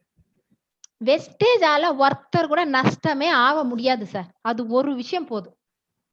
ஒரு பைசா கூட நஷ்டம் நான் என்ன வெஸ்டேஜால நஷ்டம் ஆயிட்டேன்னு ஒருத்தர் கூட சொல்ல முடியாது. இதுக்கு மேல ஒரு டைரக்ட் செல்லிங் இண்டஸ்ட்ரி இருக்கான்னா எனக்கு தெரியல. இப்போ வெஸ்டீஜ்ல எஸ், ஏன்னா ஒரு வியாபாரம் அப்படின்னு பார்க்கும்போது பொதுவாக நிறைய பேர் வருவாங்க, நிறைய பேர் வெளில போவாங்க. இப்போ ரீசெண்டா வந்து பைனரி கம்பெனியோட ஆக்கிரமிப்புங்கிறது கொஞ்சம் அதிகமாயிட்டு தான் வருது. அப்ப இங்கேருந்து போனவங்களுக்கு நீங்க ஒரு நம்பிக்கை கொடுக்கணும், என்ன சொல்வீங்க? எங்க போனாலும் மறுபடியும் வெஸ்டேஜ்குள்ள வரணும் சார். சார் சொன்ன மாதிரி இங்க வேகாத பருப்பு எங்கும் வேகாது. அதுல கிளியரா இருக்கிறோம். வந்துட்டு இருக்காங்க, போனவங்க எல்லாம் திருப்பி பாக்குறாங்க, மூஞ்ச கிடையாது, எட்டி பாக்குறாங்க, போய் கை பிடிச்சா கூட வருவாங்க. அந்த மாதிரி சிச்சுவேஷன்ல இருக்காங்க. Great, super madam. உண்மையிலேயே அந்த ஈவினிங் வித் கிரவுன் அப்படிங்கிறது இன்னைக்கு ரொம்ப ரொம்ப அற்புதமாக நீங்க நடந்தது. ஏன்னா நீங்க சொன்ன விஷயங்கள், உங்க வாழ்க்கை அந்த மாற்றம் அப்படிங்கிறது எஸ் டெஃபினட்டா இதை பார்த்துட்டு இருக்கிற இன்னைக்கு நிறைய பேருக்கு நிச்சயமாக நம்பிக்கை இருந்தால், உழைத்தால் சாதனை அப்படிங்கிறது படைக்க முடியுங்கிறது இன்னைக்கு உங்க மூலமா எல்லாருக்குமே கிடைச்சிருக்கு. ஸோ ஒன்ஸ் அகெயின் எங்கள் சார்பாக மனமார்ந்த நன்றிகள் இந்த நேரத்தில் உங்களுக்கு நாங்கள் தெரிவிக்கிறோம் madam. Thank you so much madam. Thank you sir, thank you very much sir. எனக்கு இந்த ஆப்பர்ச்சுனிட்டி கொடுத்துட்டு ஒரு ஹவுஸ் ஒய்ஃபா இருந்துட்டு இதெல்லாம் சான்ஸே கிடையாது. Thank you very much. Thank you wastage system. Thank you RS Rajan sir. Thank you sir. All the best madam. இன்னும் நிறைய வளர்ச்சிகள் வந்து நீங்க வெஸ்டேஜ் மூலமாக அடையணும். அதுக்கு எங்களுடைய வாழ்த்துக்கள். எந்த நேரத்துல எந்த சப்போர்ட் உங்களுக்கு வேணாலுமே எங்களோட டீம் வந்து உங்களுக்காக செய்ய காத்துட்டு இருக்கோம். பிசினஸ் இனிமேல தான் சார் ஆரம்பிக்க போறோம். சூப்பரா பண்ண போறோம். Great, great, good. So dear Vestigians, இன்னைக்கு சௌஜன்யா மேடமோட அவங்களோட லைஃப் டிரான்ஸ்ஃபர்மேஷன் அப்படின்னு தான் சொல்ல முடியும். அவங்களோட அந்த ஸ்டோரியை ஆரம்பத்திலேருந்து கேட்டுட்டு இருக்கவங்களுக்கு நிச்சயமாக எந்த இடத்துல இருந்து திரும்ப கீழே போய் திரும்ப இன்னைக்கு அவங்க மேல உயர்ந்து நிற்கிறாங்க அப்படின்னு பார்க்கும்போது எஸ், இந்த ஆப்பர்ச்சுனிட்டிங்கிறது எல்லாருக்குமே இருக்கு. இன்னைக்கு டீவியேஷன் அப்படிங்கிறது எல்லாருக்குமே கண்டிப்பா வரும். நான் லைஃப்ல ஒரு ஸ்டேஜ்ல பார்க்கும்போது எஸ், இதுவுமே சரிப்பட்டு வராது, இது நம்மளால செய்ய முடியாது அப்படிங்கிற ஒரு மனமாற்றம்ங்கிறது எல்லாருக்குமே ஒரு ஸ்டேஜ்ல ஏதோ ஒன்று ஏற்படக்கூடிய விஷயம் தான். ஆனா அந்த இடத்துல நம்ம தெளிவான முடிவெடுக்கிறோமாங்கிறது தான் முக்கியமான ஒரு விஷயம். ஸோ அந்த இடத்துல மேடம் எத்தனையோ சின்ன சின்ன பிசினஸ் எல்லாம் பண்ணும்போது அவங்க தெளிவான ஒரு முடிவு எடுத்து வெஸ்டீஜ் தான் இனிமேல் லைஃப் அப்படின்னு வந்த இடத்துல இந்த மாற்றத்தை அவங்களால அடைய முடிஞ்சது. ஸோ நிச்சயமாக இன்னைக்கு யார் என்ன டீவியேஷன் நம்ம கொடுத்தாலும் சரி, நம்மளுடைய ஃபோக்கஸ் இதுதான் அப்படிங்கும்போது அதுல முழுமையாக இறங்கி நம்ம பண்ணியிருக்கோமாங்கிறது ஃபர்ஸ்ட் யோசிக்கணும். ஏன்னா நிறைய பேர் யோசிக்கிறது இதுல இதுக்கு மேல சம்பாதிக்க முடியாது, இது இனிமே எங்கேயும் இந்த வியாபாரத்தை மேல நம்ம விரிவடை செய்ய முடியாது அப்படின்னு நிறைய பேர் யோசிக்கலாம். பட் அதை யோசிக்கிறதுக்கு முன்னாடி அங்க 100% எஃபர்ட் நம்ம போட்டு உழைச்சிருக்கோமா அப்படிங்கிறது நிச்சயமாக நம்ம யோசிக்கணும். ஒன்ஸ் அதை நம்ம செஞ்சிருந்தோம்னா டெஃபினட்டா வாழ்க்கை மாற்றம் சௌஜன்யா மேடம் மாதிரி நிச்சயமாக எல்லாருக்குமே காத்துட்டு இருக்கு. Wish you all the success, wish you wealth and thank you so much.